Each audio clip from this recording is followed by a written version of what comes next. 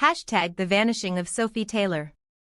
On the 14th of June, 2001, a mother made a choice that would destroy her life forever. She left her 6-year-old daughter with a man she trusted more than almost anyone in the world. A teacher.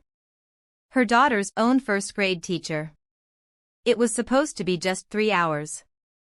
One emergency errand across the city. One afternoon. When she returned, her little girl was gone. The teacher had disappeared. And what began that day was a nightmare that would consume a decade of her life, starting with a single photograph that no one had bothered to look at closely enough. This is the story of Sophie Grace Taylor, a child who vanished in broad daylight from the home of someone who was supposed to protect her. A case that remains unsolved to this day. Before we go any further into this devastating case, I need you to do something. If you believe that every missing child deserves to have their story told, if you believe that justice should never stop searching, hit that subscribe button right now. Cold Case Crime Lab exists because people like you refuse to let these cases fade into darkness. We're building a community of truth seekers, and we need you with us. Smash that like button, turn on notifications, and let's make sure Sophie's story reaches every corner of the internet. Every subscription matters. Every share could be the one that brings answers. Now, let me take you back to where it all began. Austin, Texas. The summer of 2001. If you've never experienced a Texas summer, let me paint the picture for you. The heat doesn't just surround you. It presses down on you like a physical weight, thick and relentless, especially in those afternoon hours when the sun reaches its peak. The air shimmers above the pavement. The cicadas drone endlessly in the trees. This was a city in the middle of transformation, growing faster than almost anywhere else in America at the time. New neighborhoods were spreading across the hills like wildfire, subdivisions appearing seemingly overnight. Families were moving in from California, from the Midwest, from the East Coast, all drawn by the promise of opportunity, affordable housing, good schools, and that uniquely Texan quality of life. For the residents of Cedar Park, a suburb just north of downtown Austin, life in 2001 felt about as safe and predictable as life could feel. This was the kind of community where parents still let their children ride bikes around the neighborhood until the street lights came on. Where neighbors knew each other's names. Where doors were sometimes left unlocked and kids played in front yards without constant supervision. It was the kind of place young families dreamed about when they imagined leaving behind the chaos of bigger cities. Quiet streets lined with oak trees. Neat lawns. Block parties in the summer. Halloween decorations that stayed up for weeks. It felt insulated from the darker things that happened in the world, the kind of things you saw on the evening news happening somewhere else, to someone else, never here, never to you. Rebecca Taylor was 32 years old in the summer of 2001. She had moved to Cedar Park 5 years earlier, in 1996, right after she got married. She worked as a paralegal at a respected law firm in downtown Austin, one of those mid-sized firms that handled a mix of civil litigation, contract disputes, and real estate transactions. Her job was detail-oriented and demanding. She managed court documents, organized client files, tracked deadlines, prepared briefs, and essentially kept the attorneys she worked for organized and on schedule. It wasn't glamorous work, but it was steady, and it paid well enough to support the life she wanted to build. Rebecca was known at her firm as reliable, meticulous, and unflappable under pressure. She was the person attorneys turned to when they needed something done correctly and on time, no exceptions. 2 years before this story begins, in 1999, Rebecca's marriage ended in divorce. It had been a difficult period, full of arguments and lawyers and the painful logistics of separating a shared life. But by 2001, she had found her footing again. She and her daughter had settled into a rhythm, just the two of them in a modest 3-bedroom house on a quiet cul-de-sac in Cedar Park. Rebecca had worked hard to create stability and normalcy after the upheaval of the divorce. She made sure there were routines. Dinner at 6. Bedtime at 8:30. Weekend trips to the park. Movie nights on Fridays. She wanted her daughter to feel safe, loved, and secure, despite the changes their family had gone through. Sophie Grace Taylor was 6 years old that summer. She had just finished first grade at Ridgeview Elementary School the week before, and summer vacations stretched ahead of her like an endless adventure. Sophie was one of those kids who seemed to radiate light. She had long blonde hair that her mother usually braided, bright blue eyes that were always curious and questioning, and a smile that could disarm anyone. She loved drawing, spending hours at the kitchen table with her crayons and colored pencils, creating elaborate pictures of princesses and castles and families of animals. She loved singing, often making up her own songs as she played. She loved being outside, running through sprinklers, catching fireflies at dusk, riding her little pink bicycle with the training wheels she was almost ready to have removed.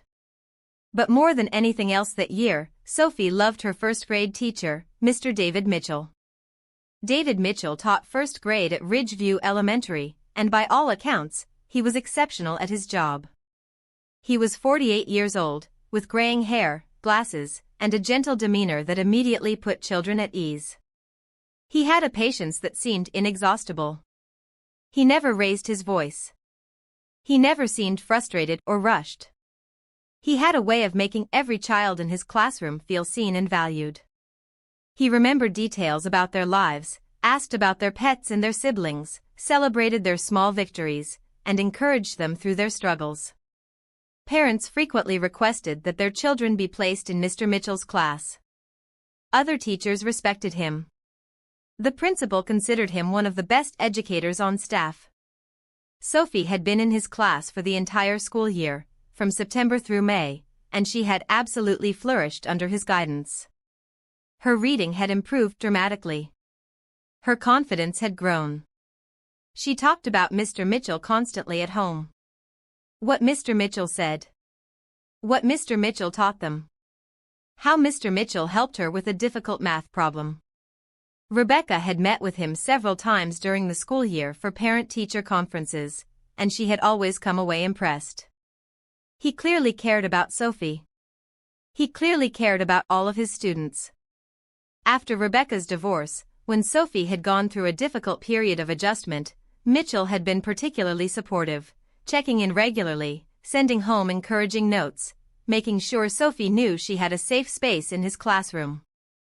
Over time, Mitchell had become more than just Sophie's teacher. He had become someone Rebecca trusted. Someone she considered almost a friend. He had given her his personal cell phone number at the end of the school year, telling her that if Sophie ever needed anything during the summer, anything at all, she shouldn't hesitate to call. He said he knew how hard it could be for single parents during the long summer break, trying to balance work and childcare and everything else. He said he was happy to help if she ever needed it. Rebecca remembered feeling grateful. It wasn't often that teachers extended themselves like that beyond the school year. It showed that Mitchell genuinely cared. That he saw teaching as more than just a job. That he understood children needed consistency and support, not just during the school year, but all the time. That Thursday, the 14th of June, 2001, started like any other summer day for Rebecca and Sophie. Rebecca had taken the day off work specifically to spend time with her daughter. They had slept in a little later than usual, made pancakes for breakfast, and spent the morning watching cartoons and playing in the backyard. The temperature was already climbing by mid-morning, the way it always did in a Texas summer, and Rebecca had promised Sophie they would go to the community pool that afternoon around 3 o'clock, once the worst of the midday heat had passed. Sophie was excited. She loved the pool. She loved the feeling of the cool water against her skin after the oppressive heat. She loved jumping off the side and playing in the shallow end and eating popsicles from the snack bar.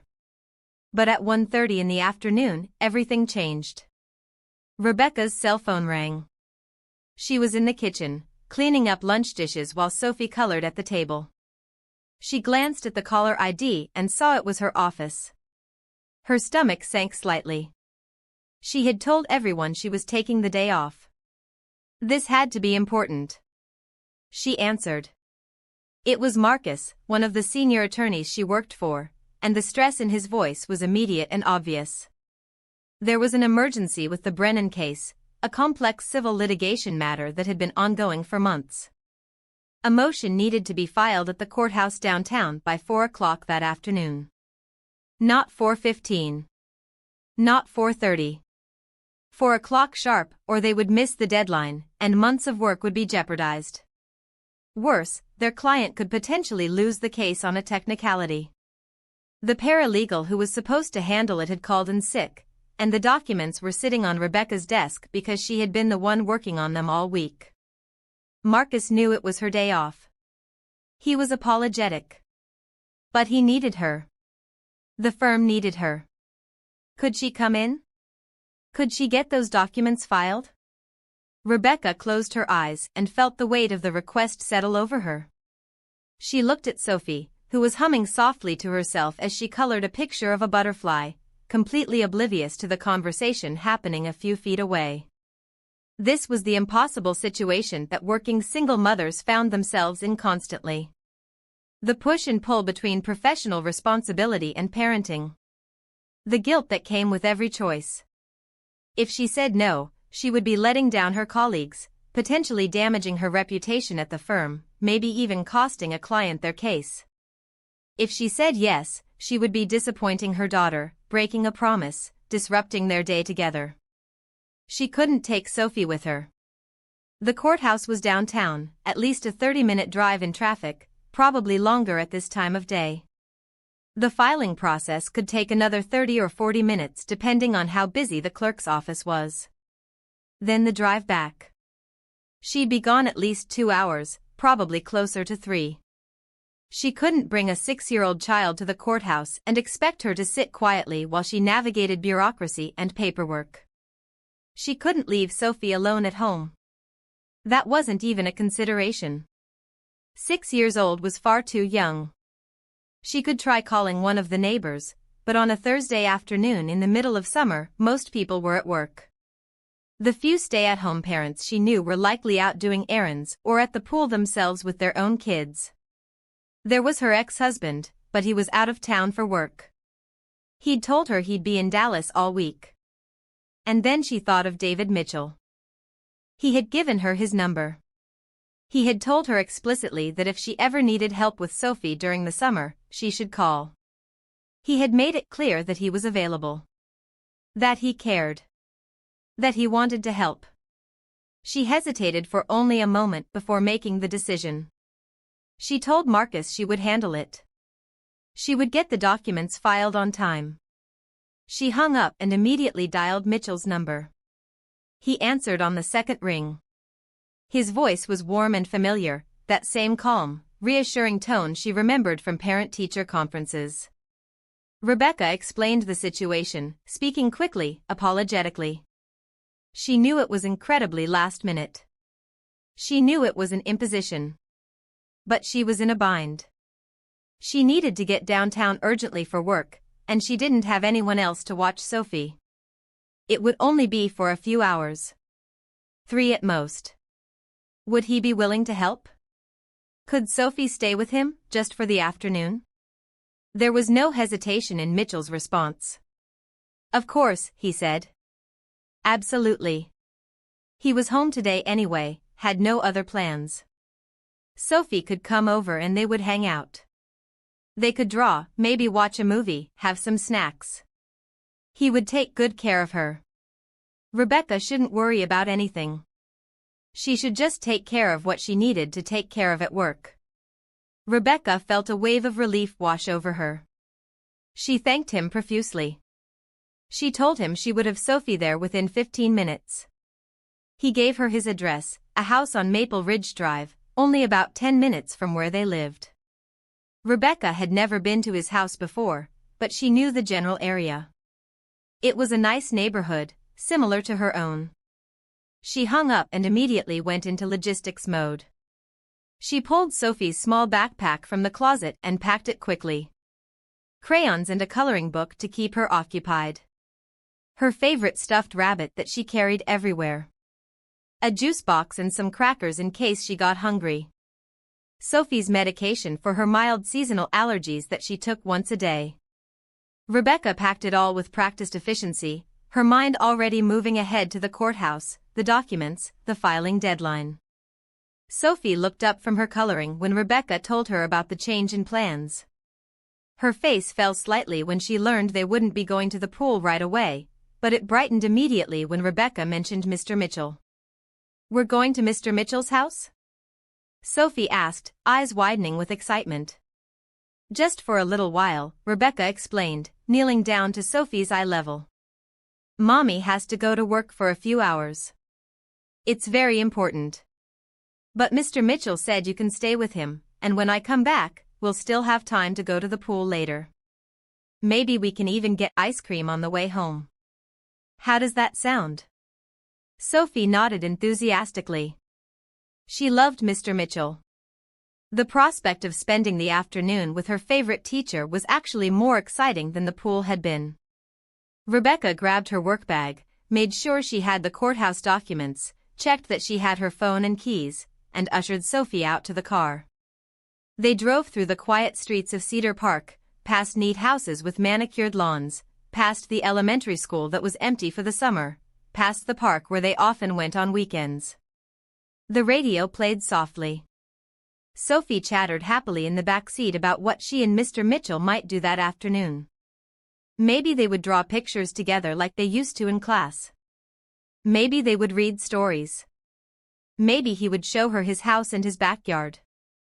Rebecca half listened, most of her attention focused on the mental checklist of what she needed to do downtown. Get the documents. Drive to the courthouse. Park, which would probably be difficult at this time of day. Find the right clerk's office. File the motion. Get the stamped copies. Make sure everything was correct. Get back to her car. Drive back to Cedar Park. Pick up Sophie. Still have time for the pool, or maybe they'd be too late and they'd go to the park instead, or maybe just get that ice cream and head home. She turned onto Maple Ridge Drive and slowed, checking house numbers. Mitchell's house was the 7th one on the left, a modest single-story ranch-style home painted a light beige with dark brown trim. There was a small front yard with a couple of shrubs and a mid-sized oak tree providing some shade. A wooden fence ran along one side of the property, presumably enclosing a backyard. The driveway was empty except for Mitchell's car, a dark green 1998 Honda Accord that Rebecca recognized from the school parking lot. She pulled into the driveway and turned off the engine. Sophie was already unbuckling her seatbelt, eager to get out. Rebecca grabbed the backpack and walked with Sophie up the short concrete path to the front door. She rang the doorbell and heard it chime inside the house. Within seconds, the door opened, and David Mitchell stood there, smiling warmly. He was dressed casually in jeans and a light blue polo shirt, looking relaxed and welcoming. "Sophie," he said with genuine enthusiasm, crouching down to her level. "I'm so glad you're here. I was just thinking it was going to be a boring afternoon, and now we get to hang out." Sophie beamed at him, suddenly a little shy now that they were actually here, but clearly happy. Rebecca handed him the backpack and went through a quick rundown.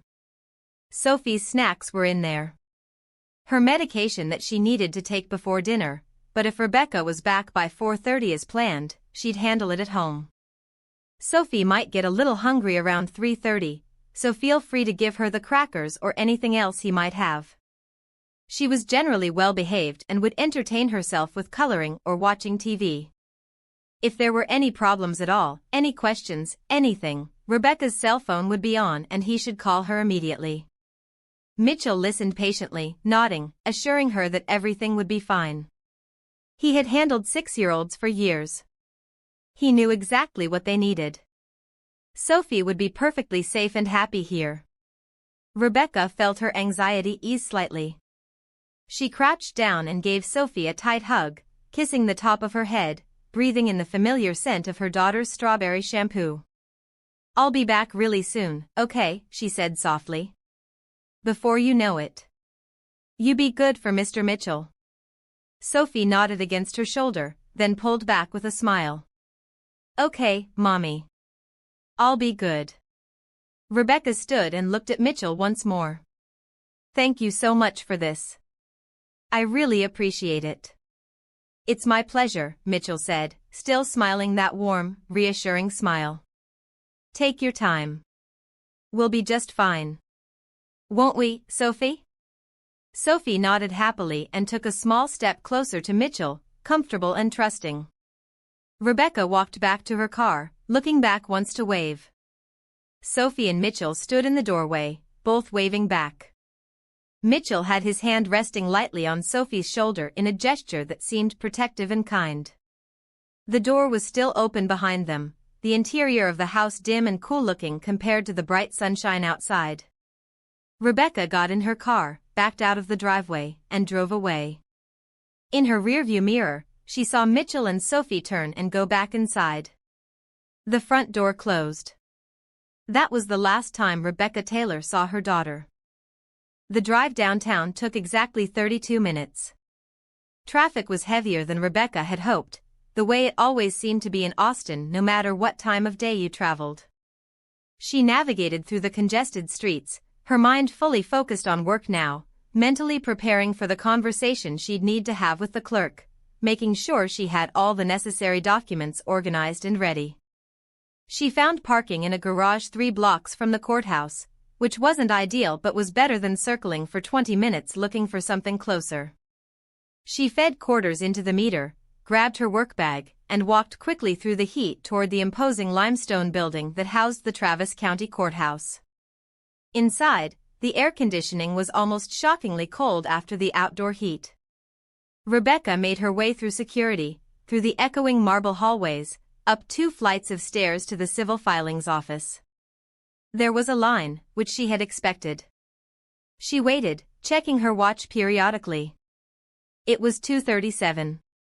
She had plenty of time to make the 4 o'clock deadline.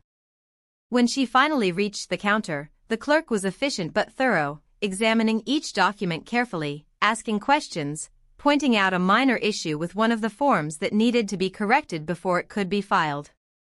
Rebecca pulled out her laptop, made the correction right there at a small table in the corner of the office, reprinted the page using the courthouse's public printer, and got back in line. By the time everything was properly filed, stamped, and copied, it was 3:45. She had made it. The deadline was met. Marcus would be relieved. The case was safe. Rebecca gathered her papers, put everything back in her bag, and headed back out into the oppressive afternoon heat. She walked the 3 blocks back to her car, paid another $1 because she'd been gone longer than the meter allowed, and started the drive back to Cedar Park. Traffic heading north was lighter than it had been coming south. She made good time. She glanced at the clock on her dashboard. 4:18. She'd be at Mitchell's house by 4:35, maybe 4:40 at the latest. They'd probably skip the pool at this point since it would be getting crowded with the after-work crowd, but they could stop for ice cream on the way home like she'd promised. Sophie would be happy with that. They could eat it in the backyard, maybe turn on the sprinkler and let Sophie run through it. It would still be a good afternoon. Rebecca turned onto Maple Ridge Drive at exactly 4:33 in the afternoon, according to the timestamp she would later give to police. She pulled into Mitchell's driveway and turned off the engine. The house looked exactly as it had when she'd dropped Sophie off 3 hours earlier. Quiet. Still. The Honda Accord was still parked in the same spot. Nothing seemed unusual or out of place. But there was something about the silence that made Rebecca pause for just a second before she got out of the car. She couldn't articulate what it was. No specific detail that was wrong. Just a feeling. An absence of something she had expected. No sounds of a TV or music from inside. No movement visible through the front windows. Just stillness. She shook off the feeling, attributing it to her own exhaustion from the rushed afternoon, and got out of the car. She walked up to the front door and knocked, expecting to hear Sophie's excited voice calling out that Mommy was back, expecting to hear Mitchell's footsteps approaching the door. Nothing.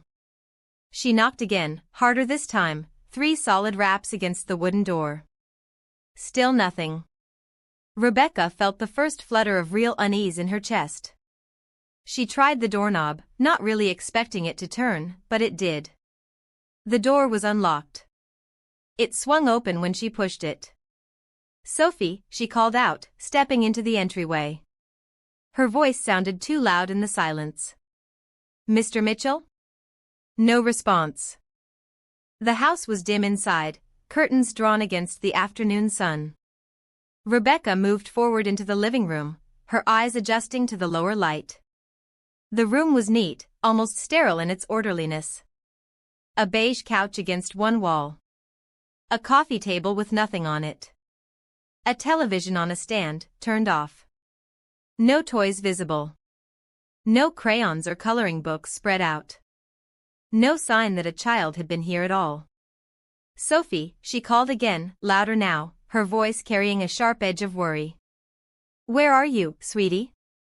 She moved quickly through the house, her heart rate accelerating with each empty room. The kitchen was spotless. No dishes in the sink. No snack wrappers on the counter. Nothing. The dining room had a table and 4 chairs, all pushed in neatly, no indication anyone had sat there recently. She walked down a short hallway, glancing into what appeared to be a home office, then a bathroom, then a bedroom that looked like a guest room, barely furnished and clearly unused. At the end of the hall was what had to be the master bedroom. The door was open. Rebecca stepped inside. The bed was made. The dresser top was clear. Everything in its place. Sophie wasn't here. Rebecca's breathing was shallow now, her mind starting to race through increasingly frightening possibilities. Maybe Mitchell had taken Sophie outside to the backyard. Maybe they were playing out there and hadn't heard her knocking. That had to be it. She hurried back through the house to the kitchen, where she'd noticed a back door. She pulled it open and stepped out onto a small wooden deck. Beyond it was a fenced backyard, maybe 40 feet deep and 30 feet wide, with patchy grass and a couple of small trees along the fence line. Empty. No swing set. No toys. No Mitchell. No Sophie. "Sophie!" Rebecca shouted now, not caring how frantic she sounded. "Sophie!" Her voice seemed to get swallowed by the afternoon heat. A neighbor's dog barked in response, but there was no other sound. No little girl's voice answering her. Rebecca ran back inside, pulling out her cell phone with shaking hands. She dialed Mitchell's number, the same number she had called a few hours earlier. It rang once, then went straight to voicemail. His recorded message played, calm and professional. "You've reached David Mitchell. I'm unable to take your call right now, but please leave a message and I'll get back to you as soon as possible." Rebecca hung up without leaving a message and immediately dialed again. Straight to voicemail again. She tried a third time. Same result. His phone was either off or he'd sent the calls to voicemail deliberately.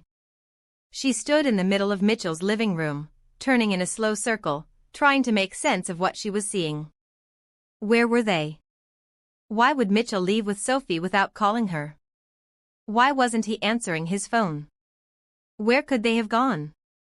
Her mind struggled to construct a rational explanation. Maybe there had been an emergency. Maybe Sophie had gotten hurt and Mitchell had rushed her to the hospital and in the chaos hadn't thought to call. That had to be it. That had to be the explanation. She dialed the nearest hospital, her hands trembling so badly she almost dropped the phone. She asked if a 6-year-old girl named Sophie Taylor had been brought into the emergency room in the last few hours. The receptionist checked and told her no patient by that name had been admitted or treated. Rebecca's vision started to blur at the edges. She felt like the room was tilting. She tried another hospital with the same result. No Sophie Taylor. No young girls matching her description had come through their emergency department that afternoon. She called Mitchell's number again. Voicemail. She called her ex-husband, knowing he was in Dallas, knowing he couldn't help but needing to hear another adult's voice, needing someone to tell her what to do. He didn't answer. She left a rambling, panicked message that probably didn't make sense, asking him to call her back immediately. She stood there in the silent house, her daughter's backpack still sitting on the couch where Mitchell must have set it down when they'd come in, and she realized with a clarity that felt like ice water in her veins that something was very, very wrong. Sophie was gone. David Mitchell was gone. And she had no idea where they were or why they had left or when they had left or where they might have gone. At 4:52 in the afternoon, Rebecca Taylor called 911. Her voice was shaking so badly the dispatcher had to ask her to repeat herself multiple times. "My daughter is missing," Rebecca said, and saying the words out loud made them real in a way that nothing else had. "I left her with her teacher this afternoon and I came back and they're both gone. The house is empty. I can't reach him. Please, you have to help me. My daughter is missing." The dispatcher stayed on the line with her, asking questions, gathering information, telling her to stay where she was, help was on the way. Rebecca answered as best she could, but her mind felt fragmented, jumping from one terrible possibility to another. The dispatcher asked for descriptions. Sophie Grace Taylor. 6 years old. Approximately 3 feet 8 inches tall. Around 45 pounds. Long blonde hair, usually in braids. Blue eyes. She'd been wearing pink shorts and a white t-shirt with a butterfly on it. Pink sandals. David Mitchell. 48 years old. Approximately 5 feet 11 inches. Around 170 pounds. Gray hair. Glasses. He'd been wearing jeans and a light blue polo shirt. He drove a dark green Honda Accord, 1998 model. The dispatcher took all of this down. Within 7 minutes, Rebecca heard sirens approaching. 2 Cedar Park police patrol cars pulled up in front of the house. 4 officers got out and approached quickly.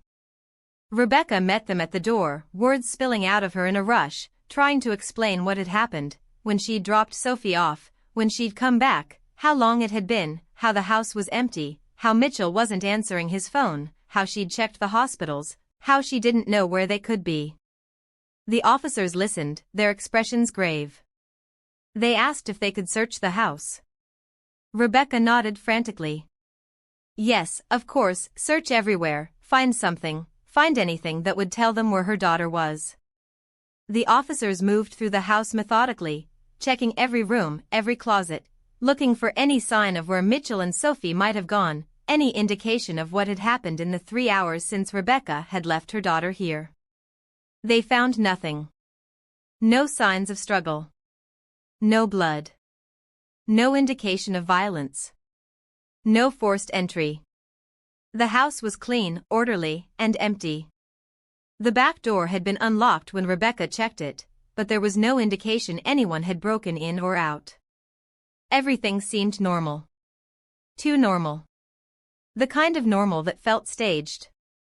One of the officers, a veteran named Sergeant Rodriguez, asked Rebecca to walk him through everything again from the beginning. She did, her voice steadier now but still tight with barely controlled panic. She explained about the emergency at work. About calling Mitchell. About his immediate agreement to watch Sophie. About dropping her off at 1:45. About returning at 4:33. About the empty house. About the unreturned calls. Rodriguez asked how well she knew David Mitchell. She explained the teacher-parent relationship. The school year. The conferences. How Sophie had loved being in his class. How he'd given Rebecca his number to call if she ever needed help during the summer. How she'd trusted him completely. Sergeant Rodriguez asked if she'd ever been to his house before today. She said no, this was the first time. He asked if Mitchell had ever been to her house. She said no, she'd always met with him at the school.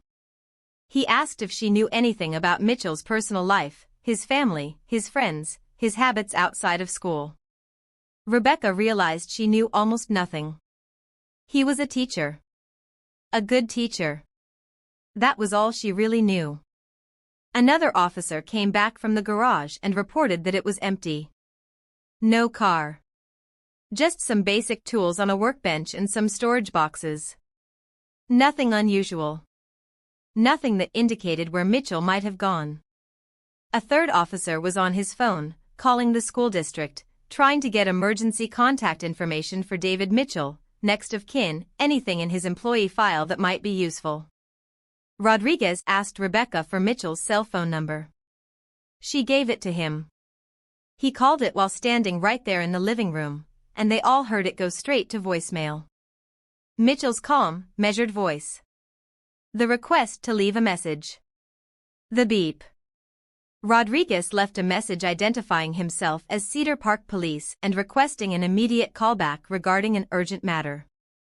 They waited for 2 minutes in silence. The phone didn't ring. By now it was after 5 o'clock. More officers were arriving.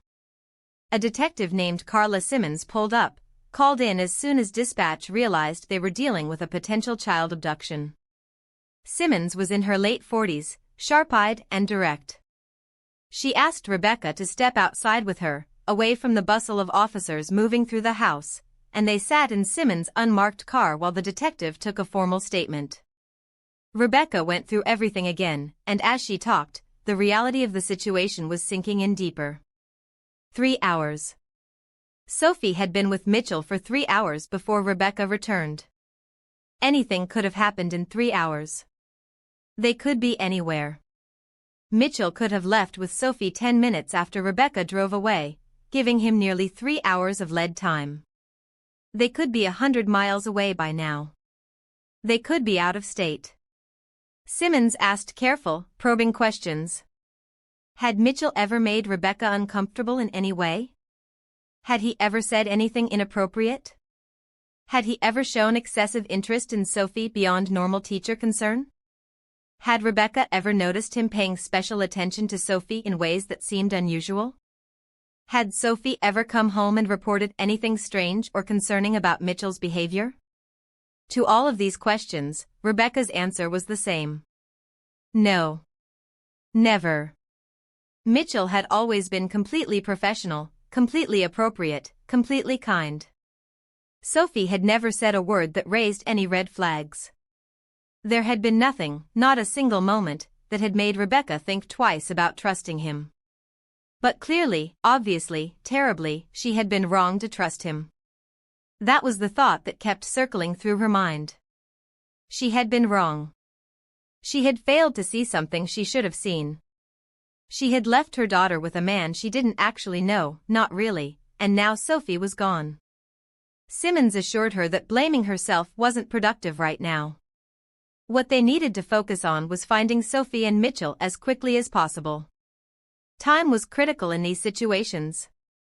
The first few hours were everything. By 6 o'clock in the evening, the situation had escalated significantly. More detectives had arrived. A search of Mitchell's property was underway, including the backyard and the small shed near the back fence. Crime scene technicians were on their way to dust for fingerprints and collect any potential evidence. The FBI had been notified because of the possibility that Mitchell might cross state lines with Sophie, which would make it a federal kidnapping case. The school district had sent over Mitchell's employee file. Detectives were combing through it for any information that might be useful. Mitchell's personnel record showed he had been hired in August of 1997, 4 years earlier. He had teaching credentials from a small college in Ohio, a bachelor's degree in elementary education. His background check from when he was hired had come back clean. No criminal record. No red flags. Letters of recommendation from previous positions praised his dedication and skill with children. He had taught for 2 years at a school in Ohio before moving to Texas. Then he'd worked for a year at a private school in Dallas before getting the position at Ridgeview Elementary in Cedar Park. If you're still watching at this point, drop a comment with "I'm still here." Let's see who's truly following this shocking story. These are the details that investigators had to piece together in real time, racing against a clock that was ticking down Sophie's chances of being found safely. And what they were about to discover would make this case even more disturbing. Detective Simmons called the principal of Ridgeview Elementary, Nancy Garrett, at her home. Garrett was shocked and horrified by the news. She said Mitchell had always been one of her most reliable teachers. Dependable. Beloved by students and parents alike. She'd never had a single complaint about him. Never any disciplinary issues. Nothing that would have indicated he could be capable of something like this. She gave Simmons the names and numbers of other teachers at the school who were friends with Mitchell, people who might know more about his personal life. Over the next 2 hours, detectives conducted a series of phone interviews. They spoke to Mitchell's fellow teachers, most of whom were as shocked as the principal. Mitchell had always seemed quiet but friendly. He kept to himself somewhat outside of work. He wasn't the type to go out for drinks with colleagues or attend a lot of social events, but he was always pleasant and professional. One teacher mentioned that Mitchell had told her he lived alone, that he'd never been married, that he didn't have children of his own. Another teacher said she'd once asked Mitchell about his family and he'd been vague, saying he didn't have much family to speak of, that his parents had passed away years ago and he was an only child. Everything they were learning painted a picture of a man who existed primarily through his work. His identity was wrapped up in being a teacher. Beyond that, his life was a blank space. By 7 o'clock, with daylight starting to fade, the decision was made to issue an Amber Alert. Sophie Grace Taylor, 6 years old, last seen wearing pink shorts, white t-shirt with a butterfly, pink sandals. Potentially in the company of David Allen Mitchell, 48 years old, gray hair, glasses, driving a dark green 1998 Honda Accord. License plate number Alpha Bravo Tango 4792. If seen, do not approach. Call 911 immediately. The alert went out across Texas through emergency broadcast systems, highway signs, radio stations, television stations. Within minutes, Sophie's face was being seen by millions of people across the state. The photo Rebecca had given police was from her most recent school picture, taken just a few months earlier in March. Sophie was smiling in the photo, her blonde hair in those signature braids, wearing a blue dress with white flowers. She looked happy. Innocent. Trusting. The kind of face that would make anyone who saw it want to help find her. Rebecca sat in Detective Simmons' car, watching through the windshield as more personnel arrived at Mitchell's house. The sun was setting now, casting long shadows across the quiet suburban street. Neighbors had started to gather on their lawns, watching the police activity with concern and curiosity. A few had come over to ask what was happening, and officers had interviewed them briefly. Had anyone seen Mitchell leave with a child? Had anyone noticed anything unusual at the house that afternoon? Had anyone heard anything? One neighbor, an elderly woman named Margaret Chin who lived 2 houses down from Mitchell, told police that she had seen Mitchell's car pull out of his driveway earlier that afternoon. She'd been in her front yard watering her flowers. She checked her watch trying to remember exactly what time it had been. Around 2 o'clock, she thought. Maybe a few minutes after. She'd waved at Mitchell as he drove past, the way she always did. He was her neighbor, after all. But this time, he hadn't waved back. That had struck her as unusual because Mitchell always waved. He was always friendly, always acknowledged her. But today he'd just driven past, looking straight ahead, and she'd thought it was odd but hadn't thought much more about it until now, until the police were asking. Did she see anyone else in the car with Mitchell? Simmons asked. Margaret said she didn't know.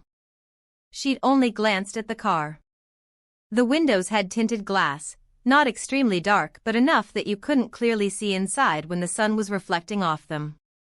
She'd assumed Mitchell was alone. She hadn't thought to look more carefully.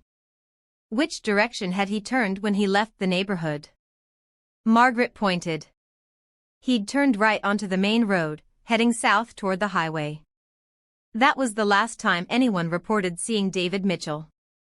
By 8 o'clock that night, Mitchell's Honda Accord had been entered into every law enforcement database in the country as a vehicle of interest in a child abduction case.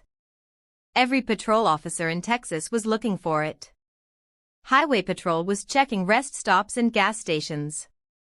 Police in neighboring states had been notified.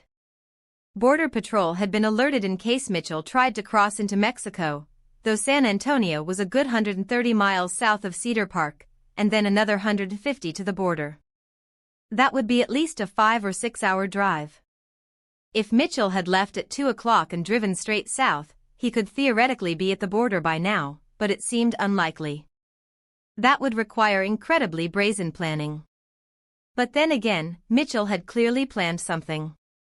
You don't spontaneously abduct a child from your own home without some level of forethought. He'd known Rebecca would be gone for several hours. He'd known he would have that window of time. He'd waited for an opportunity, and when Rebecca called him, he'd taken it. Crime scene technicians finished their work at Mitchell's house around 9:30 that night. They'd collected fingerprints from throughout the house, though most of them would likely turn out to be Mitchell's own. They'd taken samples from surfaces where Sophie might have touched things. They'd photographed every room. They'd bagged the few items of potential evidence they'd found, including a small pink hair elastic on the bathroom counter that appeared to match the ones Sophie had been wearing. That confirmed that Sophie had at least been in the house, though they already knew that from Rebecca's testimony. What they didn't find was any indication of where Mitchell had gone. No written notes. No maps with locations circled.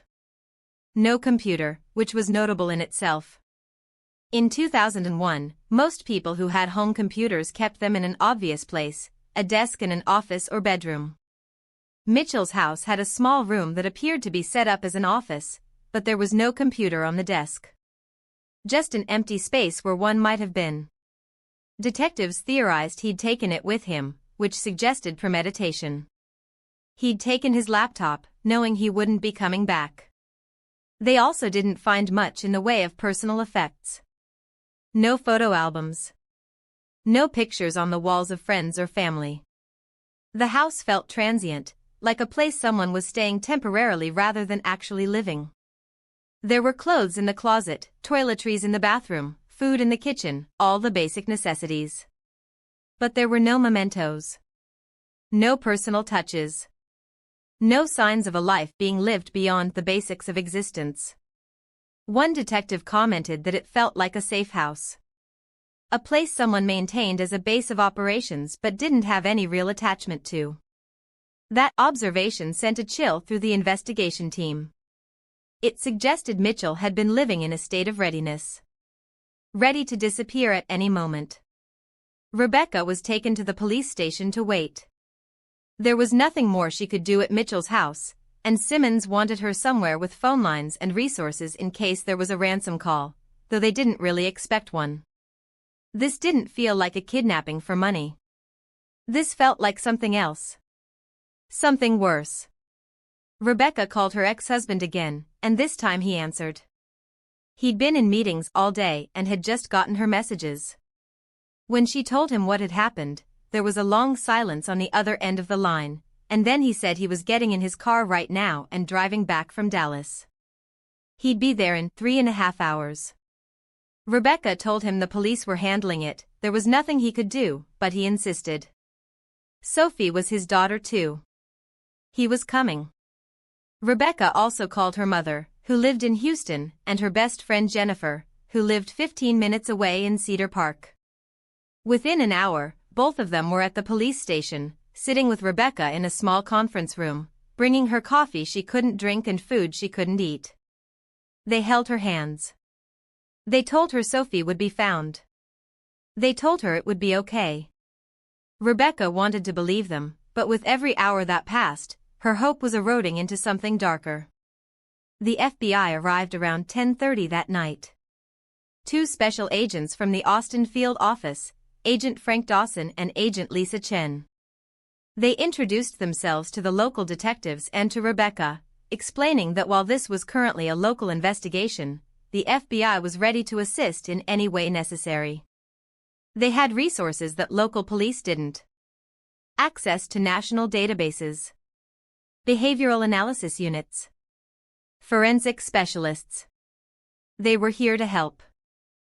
Agent Dawson sat down with Rebecca and asked her to go through everything one more time, but this time with even more detail.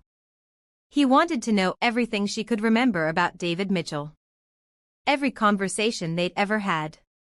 Every interaction she'd observed between him and Sophie. Every parent-teacher conference. Every detail, no matter how small or seemingly insignificant.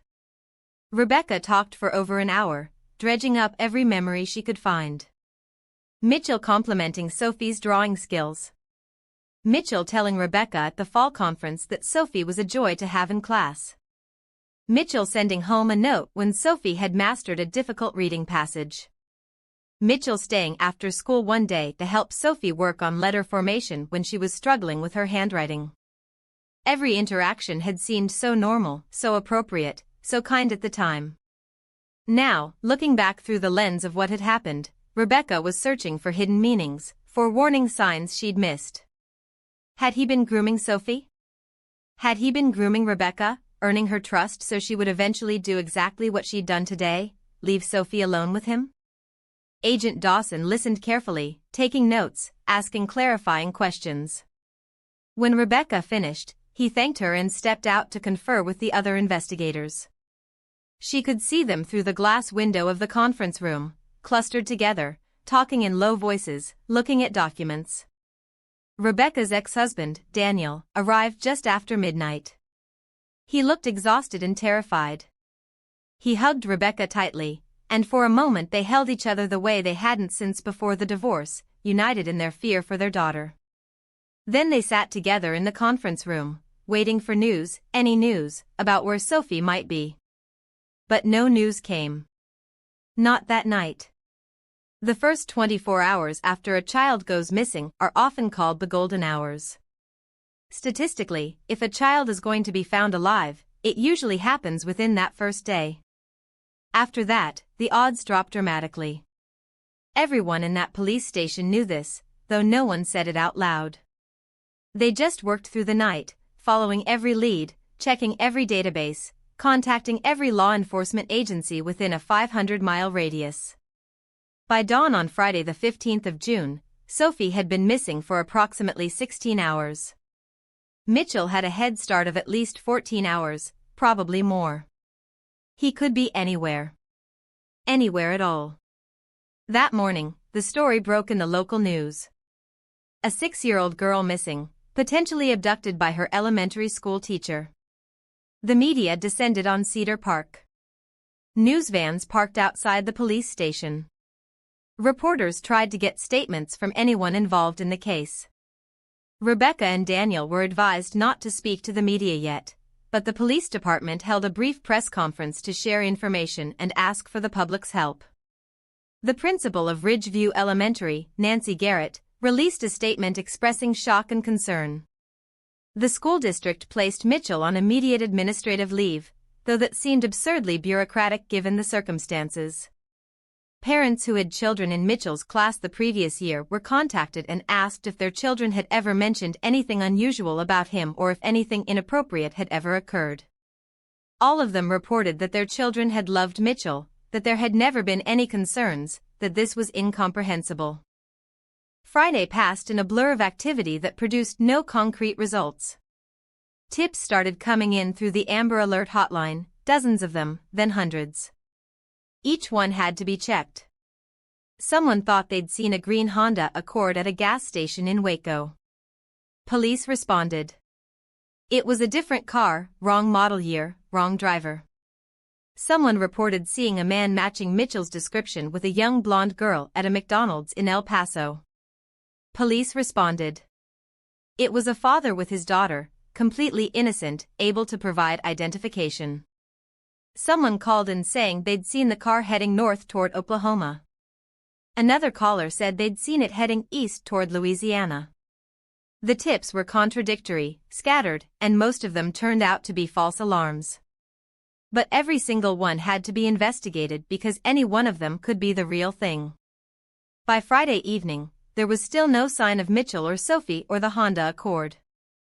It was as if they had simply vanished. On Saturday morning, a break in the case came from an unexpected direction. One of the FBI agents had been doing a deeper background check on David Mitchell, going back further than the school district's initial employment verification. And they found something. Something that had been missed 4 years earlier when Mitchell was hired, or perhaps something that hadn't been available in the databases at the time. In 1993, 8 years earlier, in Warren, Ohio, a 9-year-old girl named Emma Cartwright had disappeared from a summer camp.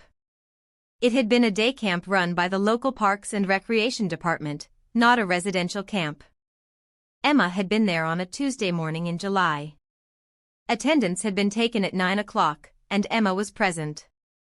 But when the counselors did a head count before lunch at noon, Emma was gone. No one had seen her leave. No one had seen anyone take her. She had simply vanished from a camp with 75 other kids and 8 counselors. The investigation at the time had been extensive. Every counselor was interviewed. Every child was interviewed. Every parent was contacted. The camp was on the grounds of a public park, and the police searched the entire area, the woods surrounding it, the nearby lake. They brought in search dogs. They dredged the lake. They found nothing. No body. No clothing. No evidence of what had happened to Emma Cartwright. She had simply disappeared. During the investigation, one of the counselors at that camp had been a young man named David Allen Mitchell. He was 24 years old at the time, working as a camp counselor during his summer break from the teaching job he'd just started. Police had questioned him along with all the other counselors. He'd seemed cooperative, concerned, helpful. He'd said he remembered Emma, that she was a sweet kid, quiet, liked arts and crafts. He said he didn't know what had happened to her. He'd been supervising a group of kids doing nature activities at the time she disappeared. Several other counselors and kids confirmed this. He'd had what appeared to be a solid alibi for the time frame when Emma must have been taken. He was accounted for. He couldn't have taken her. The investigation eventually went cold. Emma Cartwright was never found.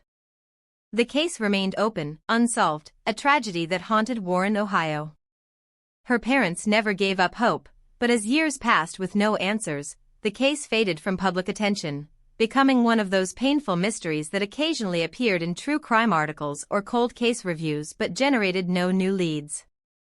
David Mitchell had left Ohio in 1994, about a year after Emma disappeared. He'd moved to Texas, settled in Dallas first, then eventually moved to the Austin area. Nothing in his background check when Ridgeview Elementary hired him in 1997 had flagged the connection to Emma Cartwright's case because he'd never been charged with anything. He'd been questioned and cleared. As far as the system was concerned, he was just a counselor who'd had the misfortune of working at a camp where a child disappeared. It wasn't something that would show up in a standard background check. But now, with Sophie Taylor missing and Mitchell on the run, the connection was impossible to ignore. The FBI immediately contacted the Warren, Ohio Police Department and requested all files related to the Emma Cartwright case. They wanted to know everything. Every detail of the investigation. Every person who'd been questioned. Every lead that had been followed. The Warren PD sent their files electronically within hours. Agents and detectives spent Saturday afternoon and evening poring over them, looking for any detail that might help them understand who David Mitchell really was and where he might have taken Sophie. The Emma Cartwright case file contained witness statements, search reports, interview transcripts, and photographs. One photograph in particular caught Agent Dawson's attention. It was taken at the summer camp, apparently during a normal day of camp activities before Emma disappeared. It showed a group of kids sitting at picnic tables doing arts and crafts. In the background, partially visible, were several counselors supervising. The photo was labeled with a date, July 8, 1993, which was 6 days before Emma disappeared. Dawson had the photo enhanced and enlarged. He focused on the counselors in the background. One of them was clearly a younger David Mitchell. 24 years old, less gray in his hair, but definitely the same person. He was standing near a table where several young girls were working on what looked like friendship bracelets or some similar craft project. And there, at that table, was a girl who the case file identified as Emma Cartwright. She had dark brown hair, brown eyes, a serious expression as she focused on her craft project. And David Mitchell was standing directly behind her, watching her work, one hand resting on the back of her chair. It was just a photograph. Just a moment captured in time. On its own, it meant nothing. But in the context of what happened 6 days later, in the context of what was happening now with Sophie Taylor, it felt significant. Mitchell had been near Emma. He'd interacted with her. And then she disappeared. The Warren detectives who'd worked the original case were contacted. Most of them had retired by now, but Agent Chen managed to reach Detective Harold Sims, who'd been the lead investigator on Emma's disappearance. He was 71 years old now, long retired, but he remembered the case vividly. It had haunted him, he said. One of the ones he'd never solved. One of the ones that kept him up at night even all these years later. Chen asked him about David Mitchell. Did he remember him? Did anything about him stand out? Sims was quiet for a moment, thinking back 28 years. Then he said yes, he remembered Mitchell. Quiet guy. Seemed genuinely upset about Emma's disappearance. Had been cooperative during the interviews, answered all their questions. But there was one thing that had stuck with Sims, just a small detail that he'd noted at the time but that hadn't led anywhere. When they'd searched the counselor's belongings, standard procedure in a case like that, they'd found a camera in Mitchell's backpack. A 35mm camera. And when they'd developed the film, most of the photos were innocuous. Shots of camp activities. Kids playing. Nature shots. But there were 3 photos of Emma Cartwright specifically. Close-ups of her face. She wasn't posing for them. She appeared to be unaware she was being photographed. She was just doing camp activities, and Mitchell had photographed her from a distance with what must have been a zoom lens. When they'd asked Mitchell about the photos, he'd said he sometimes took pictures of the kids to show parents at the end of camp, to document their activities. He'd said there was nothing unusual about it. Several other counselors also took photos. The photos of Emma didn't show anything inappropriate or concerning on their own. She was fully clothed, doing normal camp activities. There was no reason to suspect the photos were anything more than what Mitchell claimed. But Sims had noted it in his report anyway. A gut feeling that there was something off about a 24-year-old male counselor having multiple close-up photos of a specific 9-year-old girl. Nothing he could act on. Nothing that constituted evidence of anything. Just a feeling. Now, 8 years later, that feeling felt a lot more significant. Agent Chen asked if Sims remembered anything else about Mitchell. Any other details that might be relevant now. Sims thought for a long moment. Then he said that Mitchell had left town pretty suddenly after Emma's disappearance. The camp had been shut down for the rest of the summer because of the investigation and the trauma. By the time September rolled around and Mitchell should have returned to his teaching job, he'd resigned and moved out of state. Sims had made note of that too, but again, it wasn't particularly suspicious on its own. The whole situation had been traumatic. The camp shutting down, a child disappearing, being questioned by police. It was understandable that someone would want a fresh start somewhere else. But taken together, the photos, the proximity to Emma before she disappeared, the sudden departure from Ohio, and now Sophie's disappearance, it painted a picture that was impossible to ignore. David Mitchell had been connected to the disappearance of a young girl once before. And whether or not he'd been responsible for Emma Cartwright's disappearance, he had now definitely taken Sophie Taylor. This information was shared with Rebecca and Daniel that Saturday evening. They sat in the police station conference room, holding each other's hands, as Agent Dawson explained what they'd discovered about Emma Cartwright. Rebecca's face went pale as she listened. The realization that Mitchell might have done this before, that there might have been another child, another family who'd gone through this same nightmare, was almost too much to process. "Do you think he killed her?" Rebecca asked quietly, her voice barely above a whisper. "Emma?" Dawson was careful in his response. "We don't know what happened to Emma Cartwright. Her body was never found. The case is still open and unsolved. What we do know is that David Mitchell was connected to that case, and now he's connected to Sophie's disappearance. We're working under the assumption that finding Mitchell is our top priority, and we have every resource available dedicated to that." What he didn't say, what he couldn't say, was that the Emma Cartwright case gave them very little reason to hope. A child who'd been missing for 8 years without a trace was almost certainly dead. And if Mitchell had been responsible for that disappearance, if he'd successfully gotten away with it for 8 years, that suggested a level of planning and capability that made him extremely dangerous. The weekend passed with no new developments. Hundreds of tips continued to pour in, each one investigated, each one leading nowhere. Mitchell's face was now as well known as Sophie's across Texas and much of the country. His photo was on the news constantly. How could someone so recognizable simply disappear? By Monday morning, Sophie had been missing for 4 days. The odds of finding her alive were diminishing with each hour. Rebecca had barely slept, barely eaten.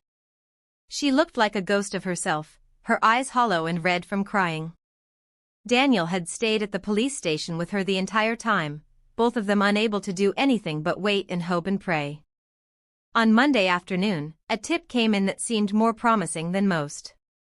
A motel manager in San Antonio, about 80 miles south of Austin, called to report that he thought he'd seen David Mitchell.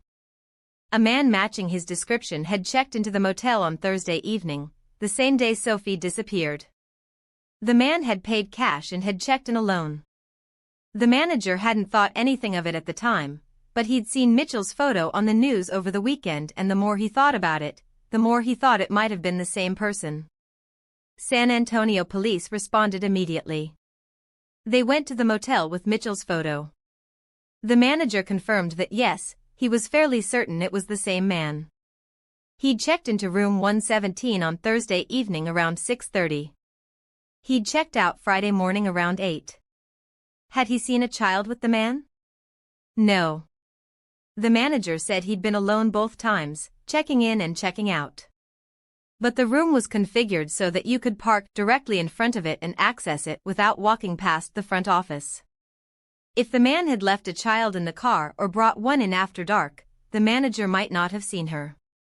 Police obtained a warrant and searched room 117, even though it had been cleaned and rented to other guests over the weekend. Crime scene technicians processed the room anyway, looking for any trace evidence that might confirm Mitchell had been there, any evidence that Sophie had been there. They found nothing conclusive. The room had been cleaned thoroughly between guests. Any DNA or fingerprints that might have been present were likely contaminated or destroyed by subsequent occupants. But the manager's identification of Mitchell felt credible. If it was accurate, it meant Mitchell had been in San Antonio on Thursday evening, which matched up with the timeline.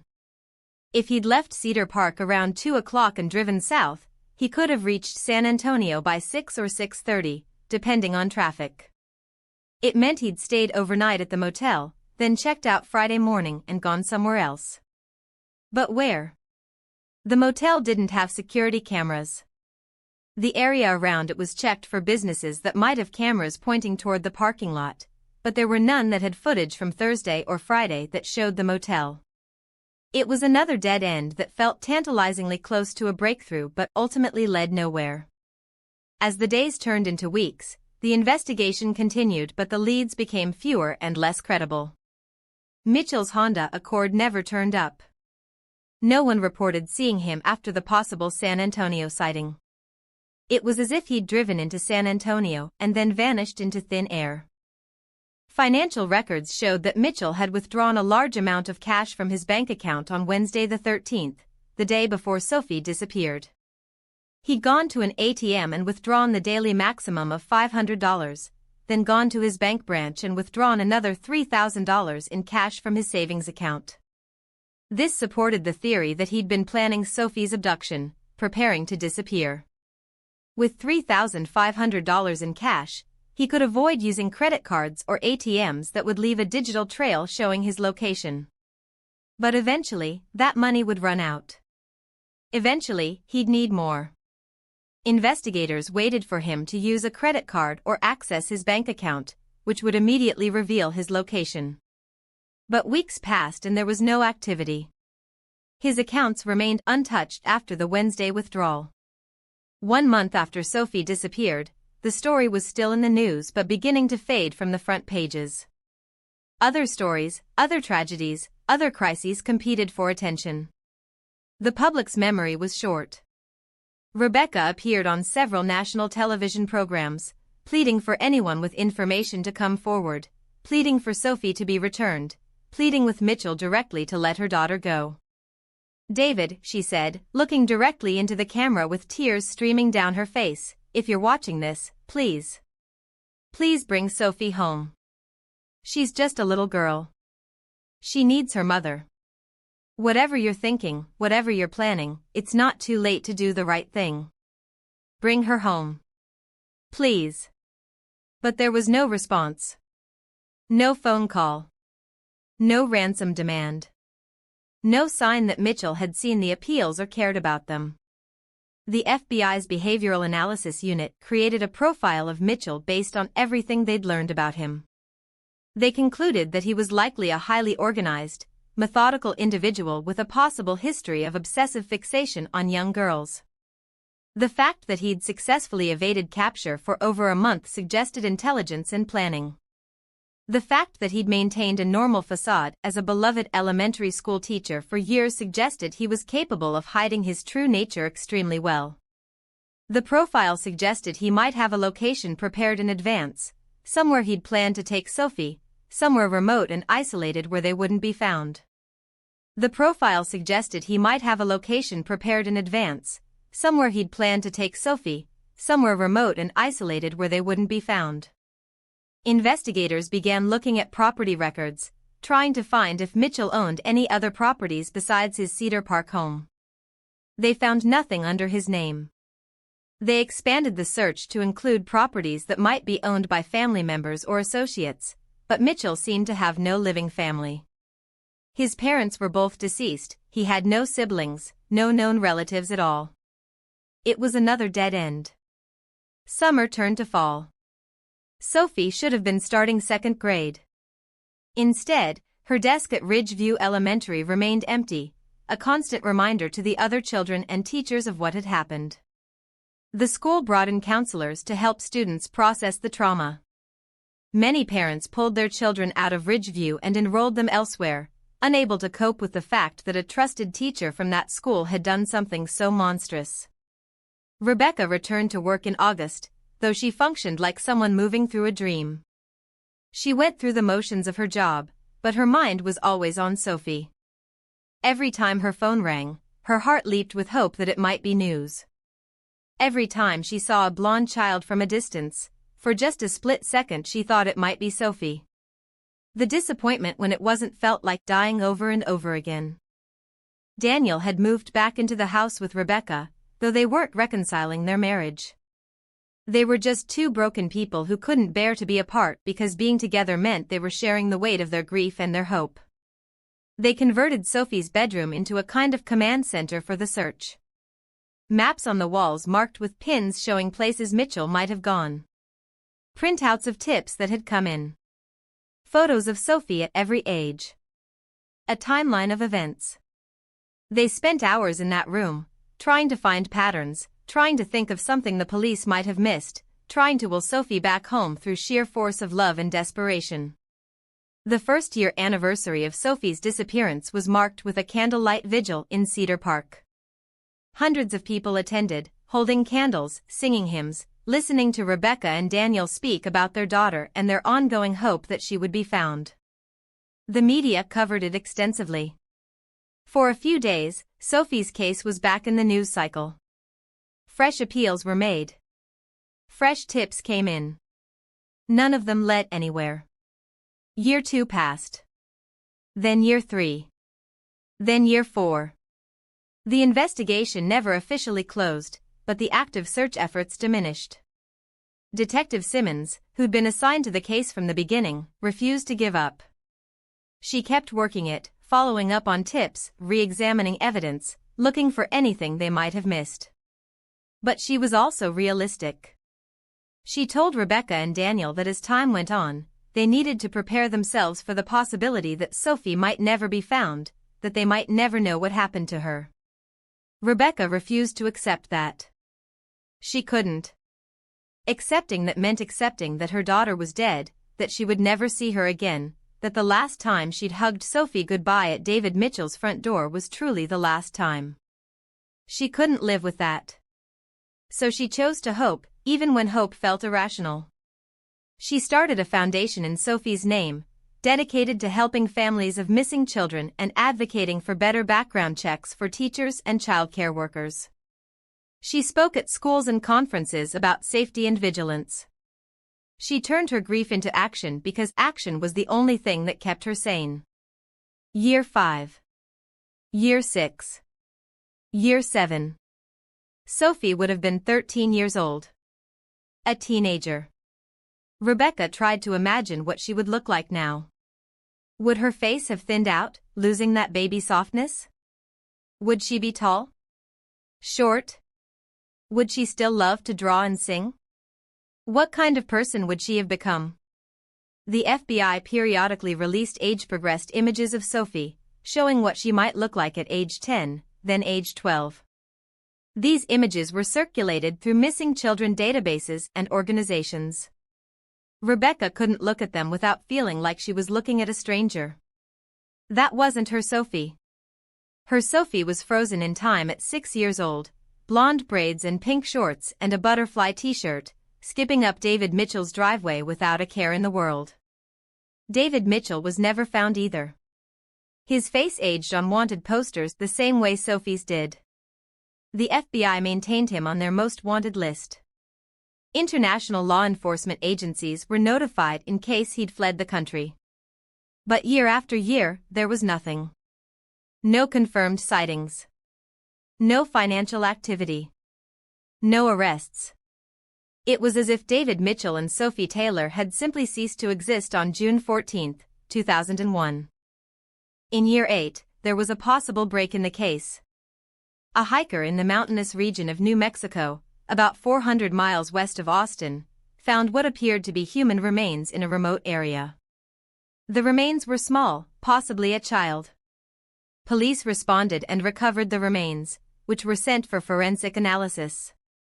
For 2 agonizing weeks, Rebecca and Daniel waited for results, both terrified and somehow hoping that this might finally be Sophie, that they might finally have an answer, even if it was the worst answer imaginable. The DNA results came back. The remains were from a child, a young girl, but it wasn't Sophie. It was another missing child from New Mexico who'd disappeared 3 years earlier. The family of that child got their terrible closure. Rebecca and Daniel were back to not knowing, which somehow felt worse than knowing. Year 9 came and went. Then year 10 approached. A decade. 10 years since Rebecca had knocked on David Mitchell's door and found it empty. 10 years of searching, hoping, grieving, existing in a state of perpetual limbo. Sophie would be 16 years old now. Old enough to drive. Old enough to have friends and interests and a life that Rebecca knew nothing about. Old enough that if she was alive, she might not even remember her real mother anymore. That thought was the one that hurt most of all. The idea that Sophie might be alive somewhere, but that Mitchell had so thoroughly brainwashed her or hidden her away that she didn't remember who she really was. That she didn't remember Rebecca or Daniel or her real life. That she thought Mitchell was her father, or her caretaker, or whatever lie he'd told her. That she'd forgotten she'd ever been Sophie Grace Taylor. In the spring of 2011, as the 10-year anniversary of Sophie's disappearance approached, Rebecca was going through boxes in her attic. She'd been avoiding this task for years, but she was finally ready to start sorting through Sophie's old things. Not to get rid of them. She could never do that. But to organize them, to preserve them properly, to make sure that when Sophie came home, all of her childhood things would be waiting for her. She found boxes of Sophie's clothes, tiny shirts and pants that seemed impossibly small now. Boxes of toys and books. Boxes of artwork from school, hundreds of drawings and paintings that Rebecca had saved because every single one felt precious. And she found boxes of photographs. Rebecca sat on the attic floor, surrounded by photos of Sophie at every age from birth to 6. Baby Sophie in the hospital. Toddler Sophie taking her first steps. 4-year-old Sophie on her first day of preschool. 5-year-old Sophie blowing out birthday candles. And dozens of photos from first grade, from that last year when everything had still been normal and safe and good. She found Sophie's first grade class photo from the fall of 2000. The official school photo where all the kids sat in rows with the teacher. Rebecca had looked at this photo countless times over the years. It was in a frame on her dresser. But this was a second copy that had been stored in a box. She held it up to the light coming through the attic window, looking at her daughter's smiling face in the front row. Looking at David Mitchell standing in the back, arms crossed, wearing what she now recognized as a predator's smile. Looking at all the other children who'd been in that class, all of whom were now 15 years old, all of whom had grown up while Sophie remained forever 6 in Rebecca's memory. And then she noticed something she'd never noticed before. Behind the children, visible through the classroom window in the background, was the school parking lot. And in that parking lot, you could see vehicles. Most of them were just blurry shapes, too far away and out of focus to make out any details. But there was one vehicle that was closer to the window, and in the reflection of the classroom window, you could see inside it. Rebecca squinted at the photo, trying to make out what she was seeing. It looked like there was someone sitting in the driver's seat of the vehicle. She couldn't make out any details with her naked eye. The figure was too small, too blurry. She took the photo downstairs and got a magnifying glass. She held it over the section of the photo showing the vehicle in the parking lot. Through the magnification, she could make out more details. It was a dark-colored sedan. And there was definitely someone sitting in the driver's seat. The reflection in the classroom window showed them in profile. They appeared to be looking toward the school building, toward the classroom where the photo was being taken. Rebecca's heart started beating faster. She got her laptop and scanned the photo at the highest resolution possible. Then she zoomed in digitally on the area showing the vehicle. The computer's enhancement wasn't professional grade, but it was better than the magnifying glass. She could see more now. The person in the driver's seat appeared to be a woman. She had dark hair. She was looking directly toward the school. And on the seat next to her, Rebecca could just barely make out what looked like a camera with a long lens. Rebecca called Detective Simmons immediately. Simmons had retired 2 years earlier but had told Rebecca to call her any time, day or night, if anything ever came up related to Sophie's case. It was 9 o'clock at night, but Simmons answered on the third ring. Rebecca tried to explain what she'd found, but her words were tumbling over each other in her excitement and confusion. Simmons told her to slow down, take a breath, and start from the beginning. Rebecca explained about going through the photos, about finding the class photo, about noticing the vehicle in the background and the person inside it. Simmons was at Rebecca's house within 20 minutes. She looked at the photo on Rebecca's computer screen, zoomed in on the enhanced section showing the vehicle and its occupant. This photo was taken when? Simmons asked. September 2000. The fall class photo. So about 9 months before Sophie disappeared. Simmons was quiet for a long moment, studying the image. And you've never noticed this before? In 10 years? I've looked at this photo 1,000 times, Rebecca said. But I was always looking at Sophie. At the kids. At Mitchell.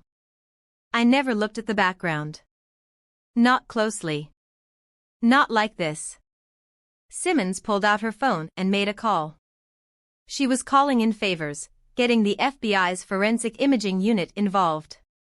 She wanted this photo analyzed professionally, wanted the image enhanced as much as possible, wanted to see if they could identify the vehicle, the person inside it, anything. The photo was picked up that night by an FBI agent and taken to their lab in San Antonio. Over the next 3 days, forensic imaging specialists worked on it, using sophisticated software to enhance and clarify the image as much as possible. When they were done, the results were remarkable. They'd enhanced the image enough to make out significant details. The vehicle was confirmed to be a dark green Honda Accord, late 1990s model, matching the description of David Mitchell's car. The person in the driver's seat was definitely a woman, appeared to be in her 30s or 40s, with dark shoulder-length hair. She was wearing sunglasses, which obscured much of her face, but they could see enough to confirm she was Caucasian, had a slim build, and was holding what was definitely a camera with a telephoto lens pointed toward the school building, toward the first-grade classroom where Sophie's photo was being taken. The implications were staggering. This suggested that David Mitchell had not been acting alone. That there had been a woman involved, someone who'd been surveilling the school, photographing the children, possibly helping Mitchell identify targets. That Sophie's abduction might have been planned not for days or weeks but for months, possibly from the very beginning of the school year. Investigators went back through all the evidence from Mitchell's house with this new information in mind. They reviewed photos that had been taken of his house, looking for any sign that a woman had been there. They found nothing definitive, but they did find a few things that now seemed potentially significant. A coffee mug in one of the crime scene photos that appeared to have lipstick on the rim. Mitchell didn't wear lipstick. At the time, investigators had assumed it was from a previous guest, maybe a date, something unrelated to the case. Now they wondered if it was evidence of the mystery woman. In the bathroom, crime scene photos showed 2 toothbrushes in the holder. Again, at the time this hadn't seemed significant. People often kept extra toothbrushes for guests. But now it suggested Mitchell might have been living with someone, or at minimum having regular visits from someone. The FBI released an image to the public. They took the enhanced photo showing the woman in the Honda and created a clearest possible image of her face, even though the sunglasses obscured her eyes. They released it along with a description. White female, 30s to 40s, dark shoulder-length hair, slim build, possibly driving a Honda Accord identical to or the same as David Mitchell's vehicle. Wanted for questioning in connection with the disappearance of Sophie Grace Taylor. The response was immediate and overwhelming.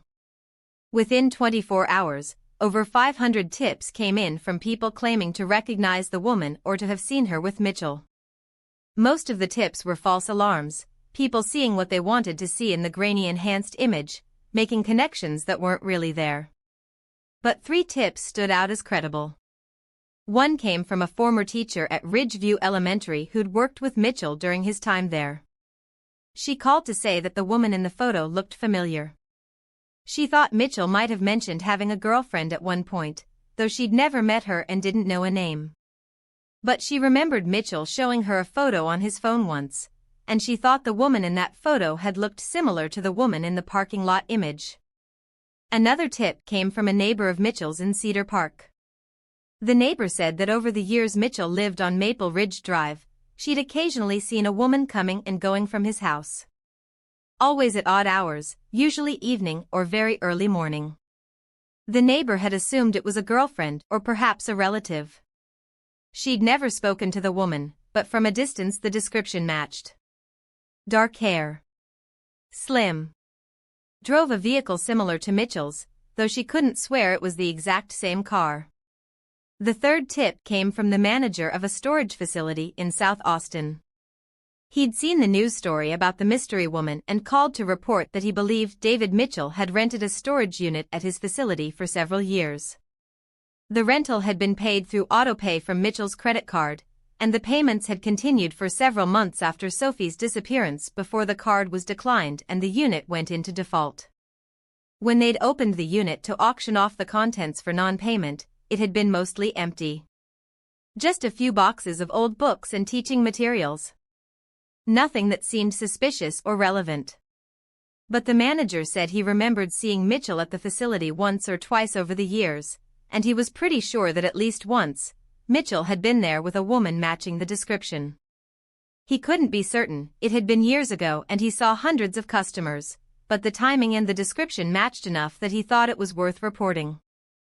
Investigators obtained records from the storage facility and confirmed that Mitchell had indeed rented Unit 243 from 1998 until the autopay failed in late 2001. The unit's contents had been auctioned in 2002, and the buyer had been tracked down. He still had some of the items in his own storage, mostly books he'd never gotten around to selling. Police collected them, looking for any clues. In one of the books, a paperback novel, they found a receipt being used as a bookmark. The receipt was from a gas station in Marfa, Texas, a tiny remote town near the Mexican border, over 500 miles west of Austin. The receipt was dated March 2001, 3 months before Sophie disappeared. It showed a purchase of gasoline, snacks, and drinks. The total was $23.47, paid in cash. Marfa was in the middle of nowhere, high desert country in far west Texas, population around 2,000 people. It was known as an artist community, isolated and quirky, the kind of place where someone could disappear and not be noticed. Why had Mitchell been there in March of 2001? Had he been scouting locations? Had he been preparing a place to take Sophie? FBI agents traveled to Marfa and showed Mitchell's photo around town. Several people recognized him.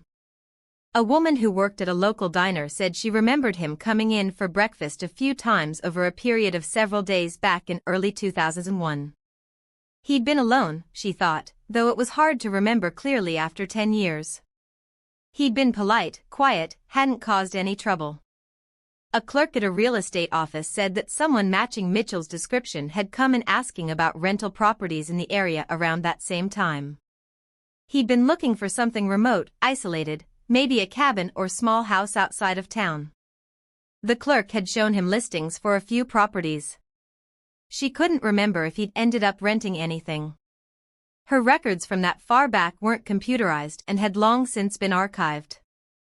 It would take weeks to search through paper files to see if there was any documentation.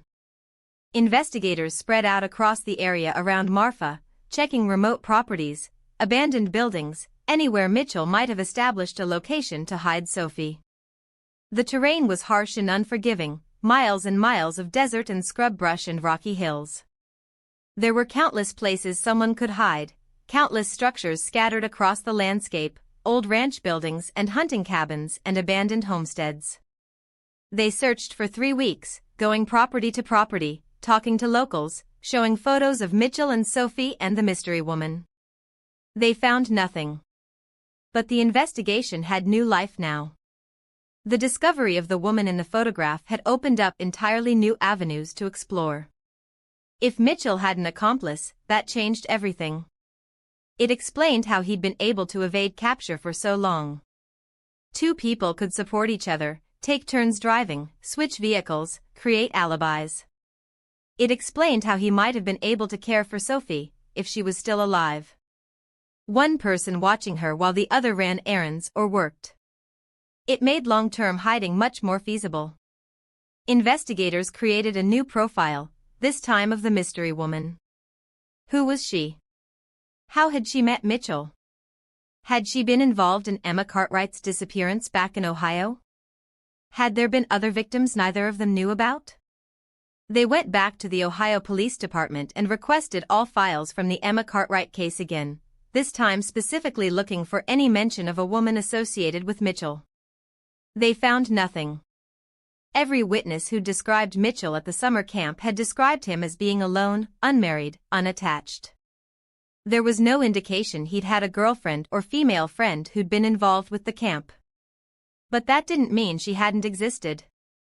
She just hadn't been visible at the time. As the investigation continued into late 2011, a pattern started to emerge from the hundreds of tips that had come in. Several people in different parts of Texas reported having seen a couple matching Mitchell's and the mystery woman's descriptions at various times between 2001 and 2010.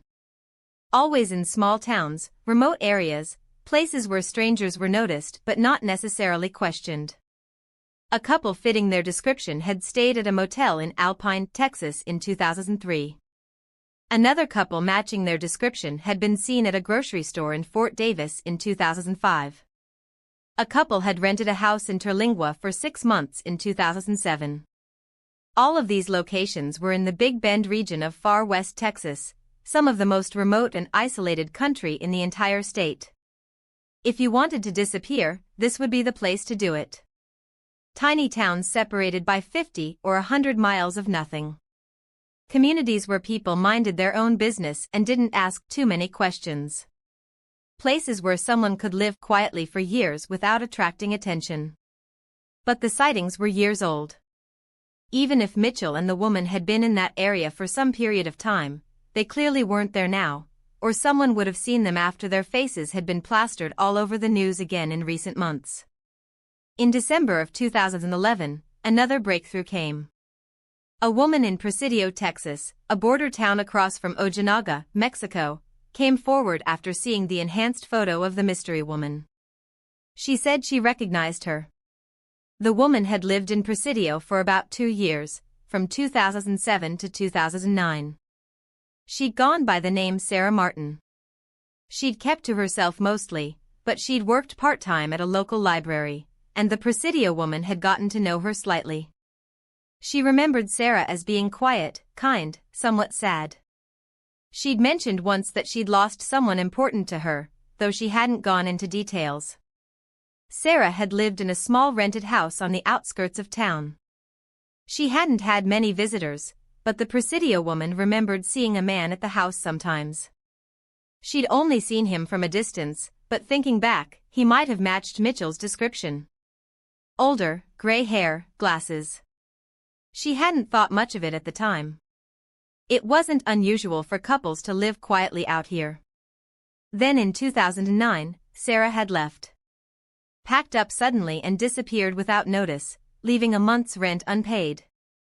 The landlord had been annoyed but not surprised.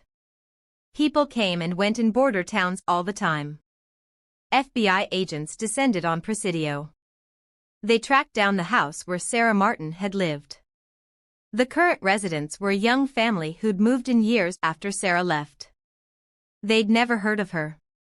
The landlord who'd rented to Sarah was tracked down in El Paso where he'd retired. He remembered her, said she'd been a model tenant until she'd vanished. He'd never been able to track her down to get his missing rent. He'd kept her security deposit and moved on.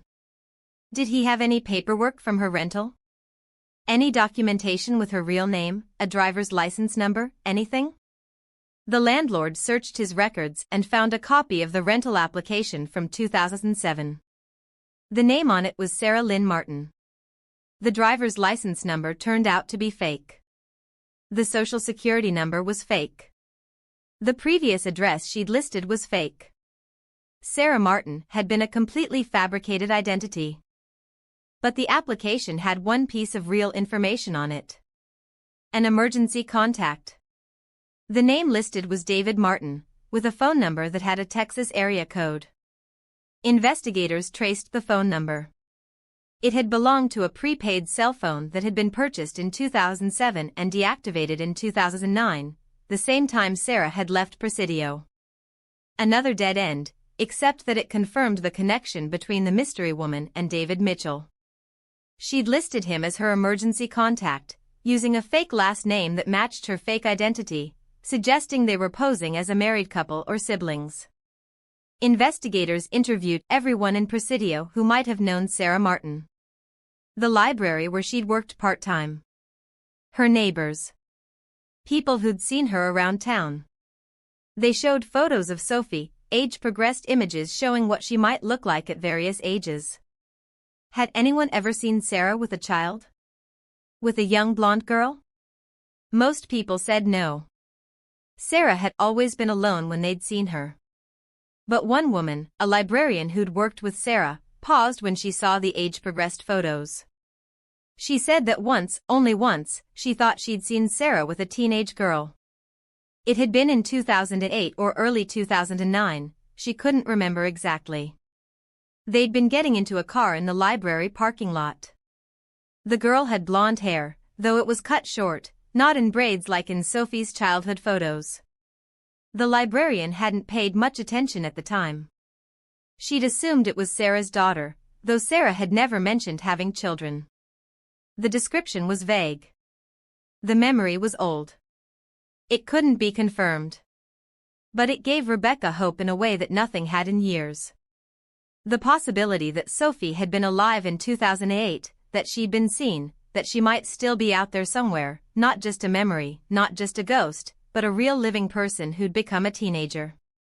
The investigation refocused on trying to figure out where Mitchell and the mystery woman had gone when they left Presidio in 2009.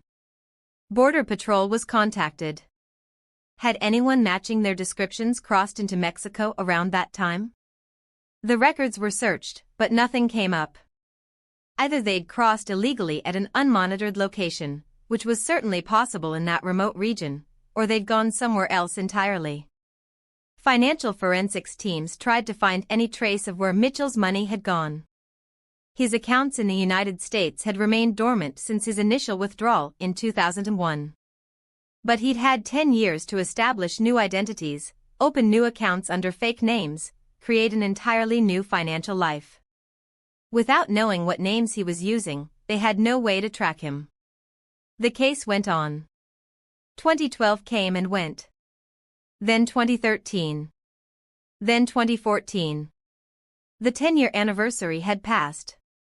Sophie would be 19 years old now. An adult. Rebecca struggled to imagine it. Her baby was gone, and in her place was a young woman Rebecca had never met, might never meet. In 2015, another possible sighting. A truck driver passing through Truth or Consequences, New Mexico said he'd seen a woman matching the mystery woman's description at a gas station. She'd been with an older man, gray-haired, glasses. They'd been in an older model pickup truck, not a Honda. The truck driver had noticed them because the woman had seemed nervous, jumpy, kept looking around like she was worried about being seen. He'd thought about it later when he'd seen something about Sophie's case on a true crime television show, and he'd decided to call it in. By the time investigators reached Truth or Consequences and tried to follow up, the sighting was already weeks old. They showed photos around town. A few people thought maybe they'd seen the couple, but no one could say for sure. The gas station's security cameras had already recycled their footage. It was another thread that led nowhere, another tantalizing maybe that dissolved into nothing. In 2016, 15 years after Sophie disappeared, Rebecca made the hardest decision of her life. She petitioned the court to have Sophie declared legally dead. Not because she believed Sophie was dead. She would never believe that, not unless someone showed her a body, not unless she had proof. But for practical reasons, for legal reasons, because keeping Sophie's status in limbo was preventing Rebecca from doing certain things with the foundation, from advocating effectively, from moving forward in any meaningful way. The court granted the petition.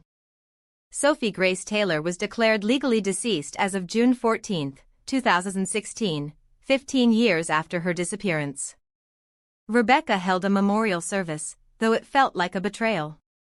Like she was giving up. But she needed to mark the moment somehow, needed to acknowledge the passage of time, needed to say goodbye to the little girl in pink shorts even if she refused to say goodbye to the hope that Sophie was alive somewhere. Hundreds of people attended the service. Former classmates of Sophie's, now 21 years old, adults themselves. Teachers from Ridgeview Elementary. Detectives who'd worked the case. Families of other missing children who'd become friends with Rebecca over the years, bonded by shared trauma. Everyone shared memories of Sophie, or if they'd never known her, memories of the impact her case had had on their lives, the way it had made them hold their own children tighter, the way it had made them more vigilant, more aware. Daniel spoke at the service, his voice breaking as he talked about his daughter, about the little girl who'd loved butterflies and singing and drawing, about how proud she'd made him, about how much he missed her every single day. Rebecca couldn't speak. She'd tried to prepare remarks but couldn't get through them without falling apart. So she just stood at the front of the chapel and held a photo of Sophie, that same school picture from first grade, and let the tears fall silently while the people who loved them sang hymns and said prayers and promised to never forget. But Rebecca hadn't given up. The memorial service was for everyone else, to give them closure, to let them move on. Rebecca would never move on. She would search until the day she died or until Sophie was found, whichever came first. She hired private investigators with money from Sophie's foundation. She posted on true crime forums and missing persons websites. She appeared on podcasts and documentaries, telling Sophie's story over and over again, keeping it alive, keeping people aware, keeping hope alive even when it seemed futile. In 2017, a woman in Oregon came forward with information that reignited the entire investigation. She said she had grown up in a cult-like compound in rural Oregon, controlled by a group that called themselves the Family of the New Dawn. She'd escaped the compound 2 years earlier when she turned 18 and had been slowly recovering and rebuilding her life. She'd recently started watching true crime content as a way to process her own trauma, and she'd seen a documentary about Sophie's case. She said that when she was young, probably around 10 or 11 years old, so around 2008 or 2009, a new family had joined the compound. A man and woman and their teenage daughter. The girl had been around 13 or 14, quiet, withdrawn, clearly traumatized. The girl had blonde hair, though it was kept cut short. The adults said her name was Grace. Just Grace. No last name. The compound members only used first names. The woman telling this story said she'd never thought much about Grace at the time. The compound was always getting new members, and most of them were running from something or trying to start over. But looking at the age-progressed photos of Sophie, looking at the photos of David Mitchell and the mystery woman, she was now fairly certain that Grace had been Sophie Taylor, and the adults had been her abductors. She said Grace had lived at the compound for maybe a year or 18 months. She'd seemed sad but not actively trying to escape. The woman telling the story had been too young to understand what might have been happening, but looking back now with adult eyes, she thought Grace might have been groomed or brainwashed into believing the man and woman were her real family, or at least into being too afraid or confused to try to leave. Then one day, the family had left the compound. No explanation. Just gone. That wasn't unusual at the compound. People came and went. No one asked questions. The FBI immediately launched an investigation into this compound. The Family of the New Dawn was on their radar already as a group of concern, though they'd never had enough evidence to raid the compound or bring charges against its leaders. They'd been accused of various things over the years: financial fraud, child abuse, holding members against their will, but nothing had ever been proven. Using the woman's testimony and the timeline she provided, investigators were able to narrow down when Mitchell and the woman might have been at the compound. They obtained warrants and raided the compound in the fall of 2017, looking for any evidence that Sophie had been there, any records of the family that had called themselves by fake names, anything. The compound's leaders were uncooperative, claiming religious persecution, refusing to answer questions without lawyers present. But investigators seized documents, computers, photographs, everything they could get their hands on. It took months to go through everything. The compound had terrible record keeping, partly by design to avoid oversight. But eventually, investigators found photographs from a community gathering in 2009. And in one of those photographs, in the background, was a teenage blonde girl who could have been Sophie. The photo was too distant and blurry to make a positive identification. Forensic specialists tried to enhance it, tried to match facial features to Sophie's childhood photos and age-progressed images. The results were inconclusive. It might be Sophie. It might not be. There was no way to say for certain. But the compound connection opened up new lines of investigation. If Mitchell and the woman had spent time at the compound, where had they gone when they left? The compound leaders finally, after months of legal pressure, provided a list of members who'd been at the compound during the time frame in question. Investigators began the painstaking process of tracking down and interviewing everyone on that list. Most of them had scattered across the country after leaving the compound. Some had rejoined mainstream society. Others had joined similar groups elsewhere. A few had died. It took over a year to locate and interview them all. Several of them remembered the family with the teenage daughter. Their descriptions varied. Some thought the man's name had been David, others thought it was Daniel or Dennis. Some thought the woman's name had been Sarah, others thought it was Sandra or Susan. No one was certain. The girl had definitely been called Grace. Everyone agreed on that. She'd been quiet. Sad. Kept to herself. The adults had been protective of her, not letting her interact much with others, claiming she had health issues or emotional problems and needed to be closely supervised. One former compound member, a woman who'd been in her 30s at the time and had tried to befriend Grace, said she'd always felt something was wrong with that family. The way the adults watched the girl constantly. The way the girl flinched when the man got too close. The way she never smiled. The woman had tried once to ask Grace if she was okay, if she needed help, but the girl had looked terrified and insisted everything was fine and then had avoided the woman after that. The woman said she'd regretted not pushing harder, not insisting on talking to the girl alone, not reporting her concerns to someone. But who would she have reported it to? They were at an isolated compound in the middle of nowhere. There were no outside authorities to contact.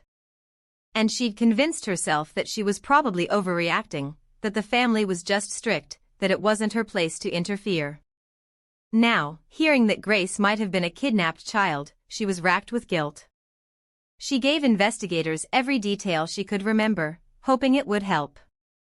Based on the compound members' testimonies, investigators believed Mitchell and the woman had left the Oregon compound sometime in late 2009 or early 2010. But after that, the trail went cold again. No one knew where they'd gone. They simply vanished again. 2018. 2019. 2020. The world changed. A pandemic swept across the globe. People's attention turned to more immediate concerns. Missing children cases that were already years old faded even further from public consciousness. Sophie's case, now approaching 2 decades old, was ancient history to most people. Only those directly involved, Rebecca and Daniel and the core team of investigators who'd never given up, continued to actively work it. In 2021, 20 years after Sophie disappeared, Rebecca was 62 years old. She'd spent her entire adult life searching for her daughter. Sophie would be 26 years old now. A grown woman. Possibly married. Possibly with children of her own. Possibly living an entirely different life under a different name with no memory of being Sophie Grace Taylor. Or possibly dead, buried somewhere in the vast emptiness of the American Southwest, her remains never to be found. Rebecca had made peace with not knowing. That was the only way to survive. She'd learned to live with the uncertainty, the constant low-level grief, the hope that flickered like a candle flame that never quite went out but never burned bright enough to illuminate anything either. Detective Carla Simmons, long retired now but still consulting on Sophie's case as a volunteer, called Rebecca in March of 2021 with news. Her voice had the kind of careful control that Rebecca had learned over the years meant something significant had happened. "We found him," Simmons said simply. Rebecca's heart stopped. For a moment, she couldn't breathe, couldn't speak, couldn't process what she was hearing. "Mitchell," she finally whispered. "Yes. David Mitchell. He's dead, Rebecca. He died 3 years ago in 2018. In a small town in Montana. He was living under the name Robert Thompson." The room tilted around Rebecca. She sat down hard on her kitchen chair, gripping the phone so tightly her knuckles went white. How did you find him?" Simmons explained that a genealogy researcher working on an unrelated cold case had uploaded crime scene DNA to a public genealogy database, looking for family matches.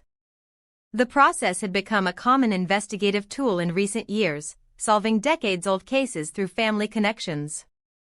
In this instance, the researcher had gotten a hit on a distant cousin matched to DNA that had been collected from David Mitchell's house back in 2001. Following the family tree, they'd been able to identify that Robert Thompson of Helena, Montana was actually David Allen Mitchell. By the time they'd made the identification, Robert Thompson had been dead for 3 years. He'd died of a heart attack in February of 2018 at the age of 65. He'd been living in Helena for approximately 8 years, working as a part-time bookkeeper for a small accounting firm. He'd kept to himself, been quiet and unremarkable, and died alone in his small rented apartment. He'd been buried in a local cemetery under the name Robert Thompson, and no one had questioned his identity. "What about Sophie?" Rebecca asked, her voice shaking. "What about the woman? Did he have Sophie with him?" "That's what we're trying to find out right now," Simmons said gently. "FBI agents are in Helena as we speak, conducting interviews, going through whatever records we can find. His apartment was cleaned out and re-rented years ago after his death, so there's not much physical evidence to examine. But we're talking to everyone who knew him, trying to piece together his life there." "And the woman? Sarah Martin or whatever her real name is?" "No sign of her yet. No one in Helena remembers Thompson having a wife or girlfriend or any female companion.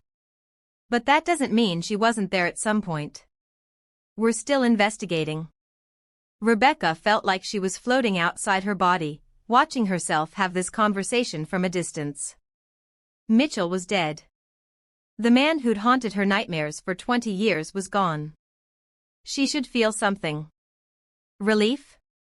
Satisfaction? Closure? But all she felt was a desperate, consuming need to know what had happened to Sophie. "If he's been dead for 3 years," Rebecca said slowly, working through the implications, "and Sophie was with him, then where is she now? She'd be 23 years old. If she's alive, she's an adult. She could be anywhere." "That's what we're trying to determine," Simmons said. "It's possible she was never with him in Montana. It's possible they separated at some point, and she was with the woman. Or she trailed off, not wanting to say the alternative out loud. Or Sophie had died years ago. Maybe she died in 2001, shortly after being taken. Maybe she died later, at some point during those years Mitchell and the woman had been on the run. Maybe her body was buried somewhere in the vast emptiness of West Texas or New Mexico or Oregon or any of the hundreds of places Mitchell had been over the years." Over the next several weeks, a picture of Mitchell's life in Montana emerged. He'd arrived in Helena in 2010, the same year investigators had lost track of him after the Oregon compound.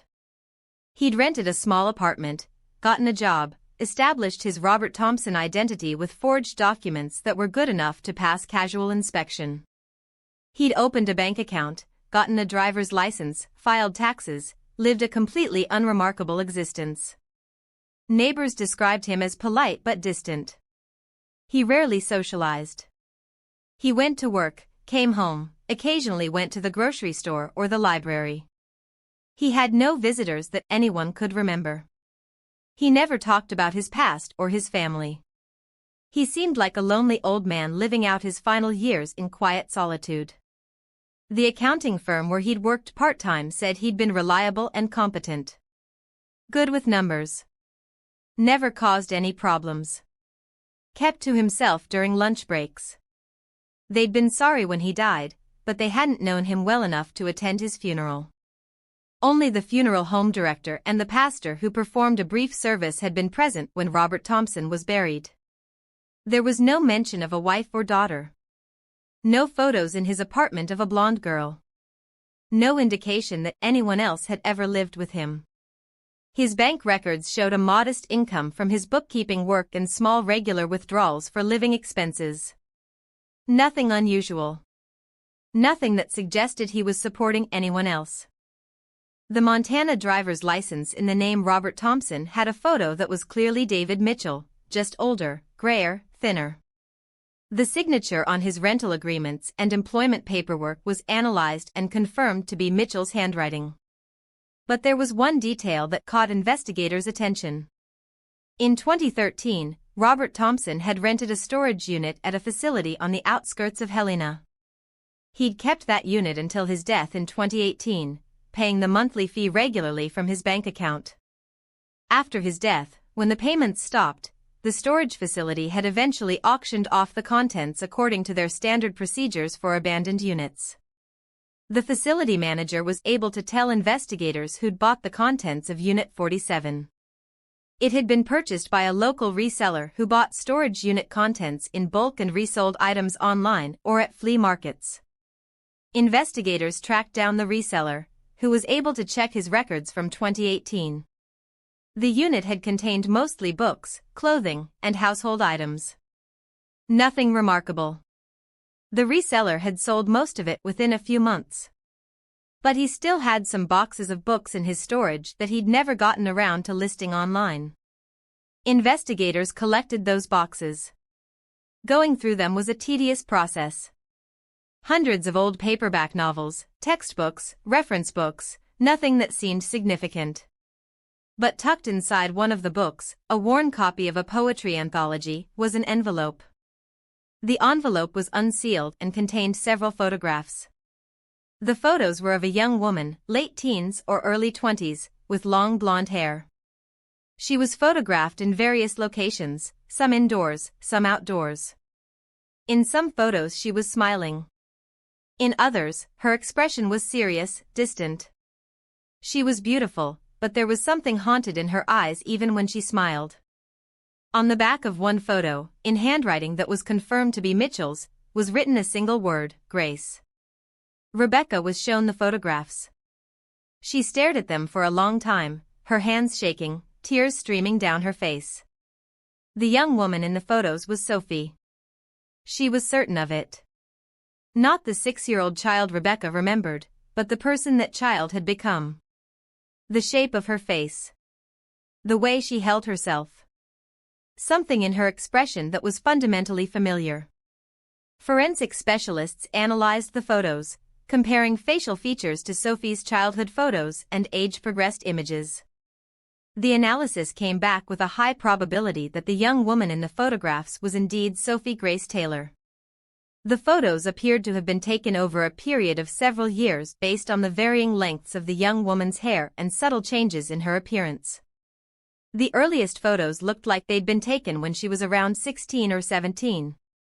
The most recent appeared to be from when she was perhaps 19 or 20, which would have been around 2014 or 2015. But where had these photos been taken? The backgrounds gave few clues. Some showed generic indoor spaces, possibly apartments or motel rooms. Others showed outdoor locations that could have been anywhere in the Mountain West, forests and open land that looked like 1,000 different places. And where was Sophie now? If these photos had been taken between 2012 and 2015, she would have been between 17 and 20 years old. Still with Mitchell at that time, still being photographed by him, still under his control. But then Mitchell had moved to Montana in 2010, and according to everyone who knew him there, he'd been alone. So where had Sophie been when these photos were taken? Had she been in Montana with him but kept so isolated that no one knew she existed? Had she been somewhere else entirely, with the mystery woman, and Mitchell had visited occasionally to take photos? The FBI released some of the photographs to the public, carefully selected images that showed the young woman's face clearly but weren't too invasive. They asked for anyone who might recognize her, anyone who might have seen her, anyone who might know where she was now, to come forward. The response was overwhelming. Thousands of tips poured in from across the country. People who thought they recognized the young woman. People who claimed to have seen her in their town. People who thought she might be their neighbor or coworker or the woman who worked at their local coffee shop. Every tip had to be investigated. Every possible sighting had to be checked. It took months. Most of the tips led nowhere. Mistaken identities. People who looked vaguely similar but weren't Sophie. Well-meaning individuals who wanted to help but had no real information. But in September of 2021, a tip came in from Seattle, Washington that seemed more credible than most. A woman who worked at a community college said she'd seen the photos released by the FBI and was fairly certain that the young woman in them was the same person who'd taken classes at the college several years earlier, around 2016 or 2017. She'd been a quiet student, mid-20s, studying library science. The woman remembered her because she'd been so intensely focused on her studies, rarely socializing with other students, always sitting alone. The name she'd enrolled under was Grace Thompson. Thompson. The same fake last name Mitchell had been using in Montana. It couldn't be a coincidence. Investigators descended on Seattle. They pulled enrollment records from the community college. Grace Thompson had been registered for classes in the fall semester of 2016 and spring semester of 2017. The address she'd listed on her enrollment paperwork was an apartment in the Capitol Hill neighborhood. The phone number she'd provided was disconnected now. The emergency contact she'd listed was blank. Her student ID photo was grainy but recognizable. It was the same young woman from the photographs found in Mitchell's storage unit. It was Sophie. Investigators went to the apartment address. The current residents had moved in years ago and had never heard of Grace Thompson. The building manager was able to check rental records.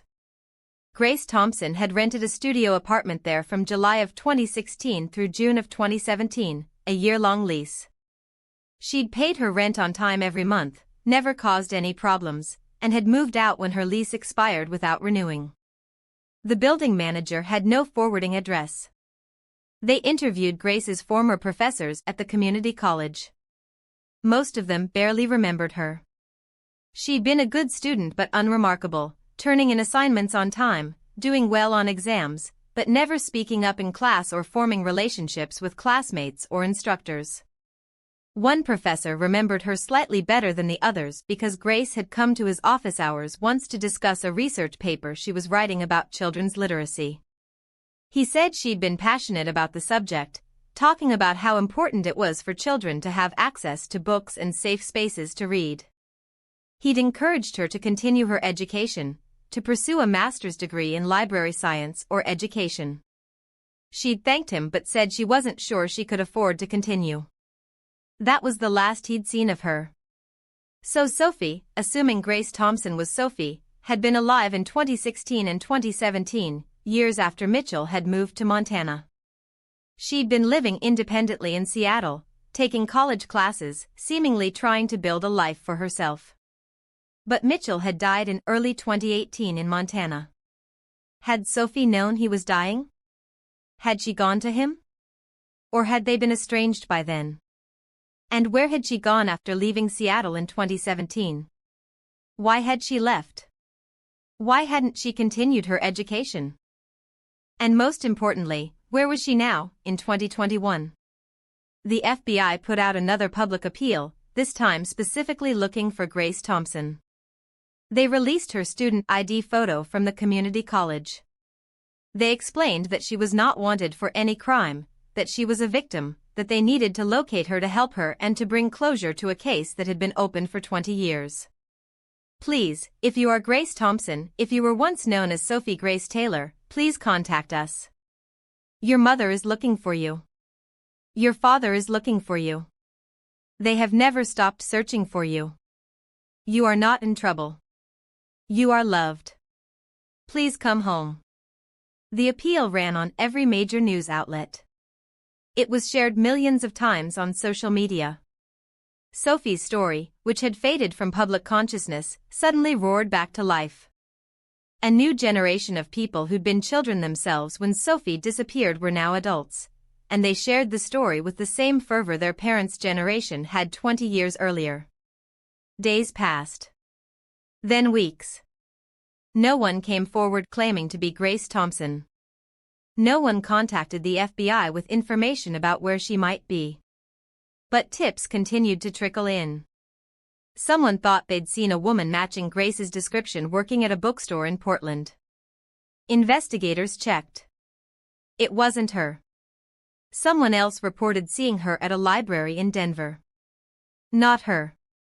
Another person was certain she was living in their apartment building in Boise. Not her.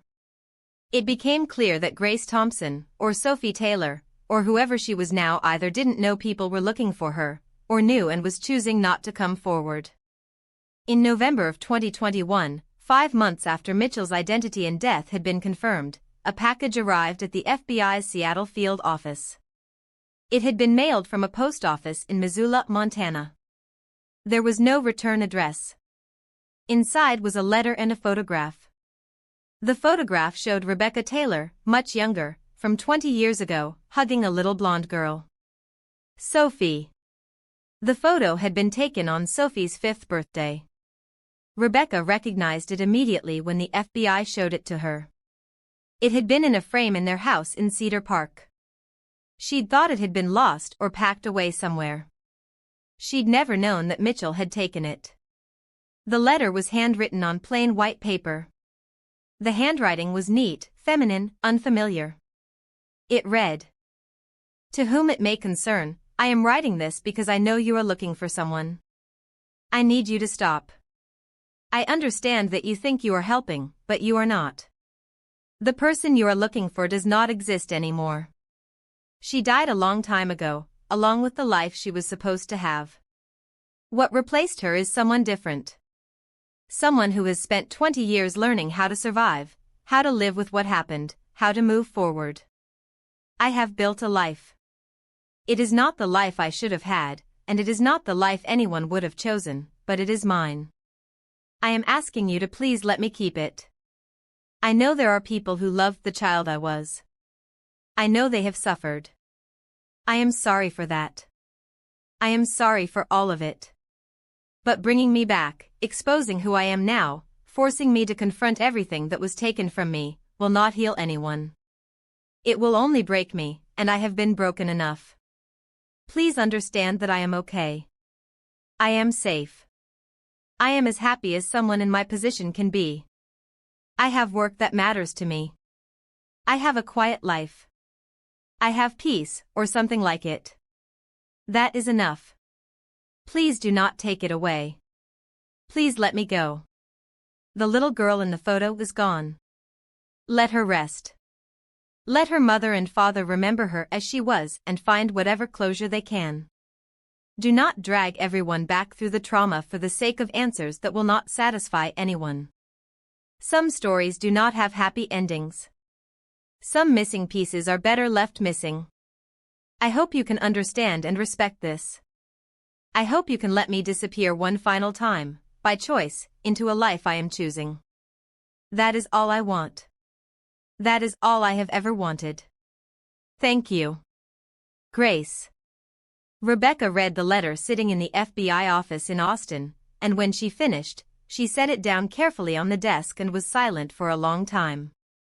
Agent Dawson, who'd been with the case from the beginning and was now approaching retirement himself, sat across from her and waited. "It's her," Rebecca finally said. "That's my daughter. That's Sophie." "We believe so," Dawson agreed gently. "The postmark is from Montana. We're going to investigate, try to track down where exactly it was mailed from, see if we can identify who mailed it. But the intent of the letter is clear. She doesn't want to be found." "She thinks I wouldn't want her back," Rebecca said, her voice breaking. "She thinks I only want the little girl she was. She doesn't understand that I would want her no matter what. No matter who she's become. No matter what happened to her. She's my daughter. Would you like us to keep searching for her?" Dawson asked. "We can. We can track down every lead until we find her. But I need you to understand what that might mean. If we find her and she truly doesn't want contact, forcing that contact could be traumatic for her. It could undo whatever healing she's managed to achieve. And legally, she's an adult. She has the right to refuse contact with anyone, including her biological parents." Rebecca closed her eyes. This was the choice she'd never imagined having to make. For 20 years, she'd wanted nothing more than to find Sophie, to bring her home, to hold her again. She'd imagined that reunion 1,000 different ways. In every version, Sophie wanted to be found. Sophie wanted to come home. Sophie was grateful to be rescued. She'd never imagined a version where Sophie wanted to remain disappeared. Where being found was, in Sophie's mind, another violation of her autonomy, another thing being done to her without her consent. "I need to think," Rebecca said. "I need to talk to Daniel. Can you give me some time?" "Of course," Dawson said. "Take all the time you need." Rebecca went home and called Daniel. He drove down from Dallas, where he'd moved several years earlier for work. They sat together in the house they'd once shared, in the living room where Sophie had once played, and they read the letter together over and over, trying to understand the woman their daughter had become. "She's alive," Daniel said, and his voice was filled with wonder and grief in equal measure. "All this time, she's been alive. She survived. But she doesn't want us," Rebecca said, and the pain of that realization was almost worse than not knowing. "She doesn't want to be Sophie Taylor anymore." "Can you blame her?" Daniel asked quietly. "That man had her for half her life. He took her when she was 6 and he didn't die until she was 23. That's 17 years. More than twice as long as we had her. Whatever he did to her, whatever she experienced, it changed her into someone else. And maybe that's what she needed to do to survive. Maybe Sophie Taylor had to die so Grace, whoever Grace is, could live." They talked through the night. They argued. They cried. They held each other and grieved together for the daughter they'd lost and the stranger she'd become and the impossibility of the choice they had to make. By morning, they had decided. They called Agent Dawson and asked him to come to the house. When he arrived, Rebecca handed him a letter she'd written. It was addressed simply to Grace. "Can you make sure she gets this?" Rebecca asked. "However you can. However you're able to find her. Can you give this to her?" Dawson promised he would try. Rebecca's letter said, "Grace, I understand that you don't want to be found. I understand that you need your privacy and your peace. I understand that being Sophie Taylor is too painful, that the life you should have had was stolen from you and you've had to build a new one from the ashes. I respect that. I will not try to find you. I will not expose who you are or where you are. I will tell them to stop searching. But I need you to know some things. I need you to know that I love you.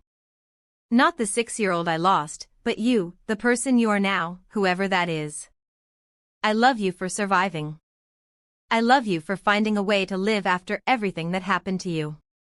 I love you for being strong enough to build a life when everything was taken from you. I am proud of you in ways I cannot fully express. You do not owe me anything. You do not owe me contact or a relationship or explanations. But if you ever change your mind, if you ever want to reach out, if you ever want to know that there are people who remember Sophie Taylor with love and who would welcome Grace Thompson with equal love, my door is open. Today. Tomorrow. 10 years from now. 30 years from now. Whenever. If ever. I will wait for as long as I live. But if you never come, I will understand. I will respect your choice. I will let you go. I just needed you to know that you are loved. You have always been loved. You will always be loved. Be happy, Grace. Be safe. Be at peace. That is all I have ever wanted for you. That is all I want now. All my love, forever, your mother." The FBI did eventually trace the letter back to a post office in Missoula, Montana, but by the time they did, weeks had passed and there was no way to determine who had mailed it. Security footage had been recorded over. No one remembered a young blonde woman mailing a package. It was another ghost trail, another disappearance. But a month after Rebecca sent her letter, she received a package at her home. Inside was a single photograph. It showed a young woman with blonde hair, smiling genuinely for the first time in any photo Rebecca had seen. She was standing in front of a library, holding a stack of books, the sun shining on her face. On the back of the photo, in the same handwriting from the previous letter, was written, "I am okay. Thank you. Gee. It wasn't everything Rebecca had hoped for. It wasn't a reunion or a relationship or a chance to know the woman her daughter had become. But it was something. It was proof of life. It was confirmation that Sophie, or Grace, or whoever she was now, was out there somewhere, living, surviving, maybe even finding moments of happiness. It was enough. It had to be enough. The FBI officially closed the Sophie Grace Taylor case in 2022, 21 years after her disappearance. The case was resolved, in the sense that they knew what had happened. David Mitchell had abducted Sophie and held her for years, moving her around the country, keeping her isolated and controlled, likely with the help of an unidentified female accomplice who was never found. Sophie had survived, had eventually gained some form of freedom after Mitchell's death, and had chosen to build a new life rather than return to her old one. She was alive and safe and did not wish to be contacted. Rebecca and Daniel held a small private ceremony, just the two of them, at the cemetery where they'd held Sophie's memorial service 5 years earlier. They planted a tree there, a young oak that would grow tall and strong, a symbol of survival and growth and resilience. The plaque at its base read, "For Sophie Grace Taylor, who became Grace Thompson. May you find peace wherever you are." The mystery woman who'd helped Mitchell was never identified. Whether she was still alive, whether she had played an active role in Sophie's captivity or had been another victim in her own way, remained unknown. That thread, along with so many others, was left dangling, one more unanswered question in a case full of them. The case generated renewed interest in screening practices for teachers and childcare workers, in how easily someone with a disturbing past could move from place to place and gain access to children. Ridgeview Elementary was eventually demolished and rebuilt with a different name, trying to distance itself from the tragedy that had happened there. The town of Cedar Park grew and changed, and eventually most people who lived there had moved in after 2001 and didn't know the story firsthand, only heard it as local dark history. Rebecca continued her foundation work, channeling her experience into helping other families navigate the nightmare of a missing child. She became an advocate for legislation, for resources, for the families who were living in the same limbo she'd lived in for 20 years. She told Sophie's story, carefully and respectfully, as a cautionary tale and a survival story both. Daniel remarried eventually, to a kind woman who understood his grief and never tried to replace the daughter he'd lost. Rebecca remained single, her life consumed by her work and her quiet hope that someday, maybe, Grace would reach out again. Every year on Sophie's birthday, Rebecca received a postcard. Never from the same place twice. Never with a return address.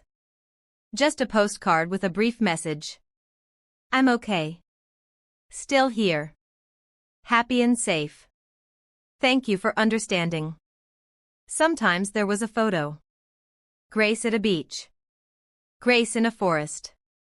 Grace reading in a cafe. Never showing enough to identify where she was. Just proof of life. Proof of continuity. A thread connecting them across the distance. Rebecca kept every postcard in a special box. She never tried to trace them or use them to find Grace. She'd made a promise, and she kept it. She let her daughter be free, even though it hurt, even though she wanted so desperately to know her, to talk to her, to hear her voice just once. On the 20th anniversary of the day Sophie disappeared, June 14, 2021, Rebecca sat alone in her house and looked through all the photographs she'd accumulated over 2 decades. Sophie as a baby. Sophie as a toddler. Sophie at 6, the last age Rebecca had known her. And then the photos that had come later. Grace as a teenager in Mitchell's photographs. Grace as a young woman at the community college. Grace in the postcards, living a life Rebecca would never fully understand or be part of. She thought about what Agent Dawson had said years ago, about some stories not having happy endings. This wasn't a happy ending. But it wasn't an ending at all, really. It was an ongoing story, one that would continue without her, somewhere out there, in whatever life Grace had built for herself. Sophie Grace Taylor had vanished on June 14, 2001, taken from a trusted teacher's home in broad daylight. The little girl with blonde braids and pink shorts had disappeared into a nightmare that lasted 17 years. But she had survived. And that survival, that resilience, that determination to live and find peace despite everything, was perhaps its own kind of ending. Not happy, but not completely tragic either. Somewhere in between. Real. Human. Complicated. Rebecca would never stop missing the daughter she'd lost. But she learned, slowly and painfully, to be grateful for the daughter who'd survived. Even if she could only know her from a distance. Even if their relationship existed only in brief postcards and distant hope. It was more than many families of missing children ever got. It was more than she dared hope for during the worst years of not knowing. And so she learned to live with it. To carry the grief and the gratitude together. To remember Sophie while respecting Grace. To love the child who was lost and the woman who remained lost by choice. To understand that sometimes the greatest act of love is letting go. If you've made it this far in Sophie's story, if you've stayed with us through every twist and turn of this 20-year journey, then you understand why cases like this matter. Why we can't let these stories be forgotten. Why every missing child deserves people who will never stop searching, never stop caring, never stop hoping. Here's what I need you to do right now. Subscribe to Cold Case Crime Lab if you haven't already. We're committed to telling these stories, to keeping these cases alive, to fighting for justice and answers even when they seem impossible. Hit that like button so this story reaches more people. Share this video everywhere you can, because you never know who might see it, who might have information, who might be inspired to look a little closer at an old case in their own community. Drop a comment below telling us what you think about Sophie's case, about Rebecca's choice to let Grace remain disappeared, about the complicated nature of survival and healing. And remember, if you have any information about any missing person, any unsolved case, any mystery that's haunted your community, reach out. Contact the authorities. Contact us. Your information might be the piece that finally brings someone home, or at least brings their family the closure they desperately need. Justice doesn't sleep, and neither do we. Until next time, this is Cold Case Crime Lab.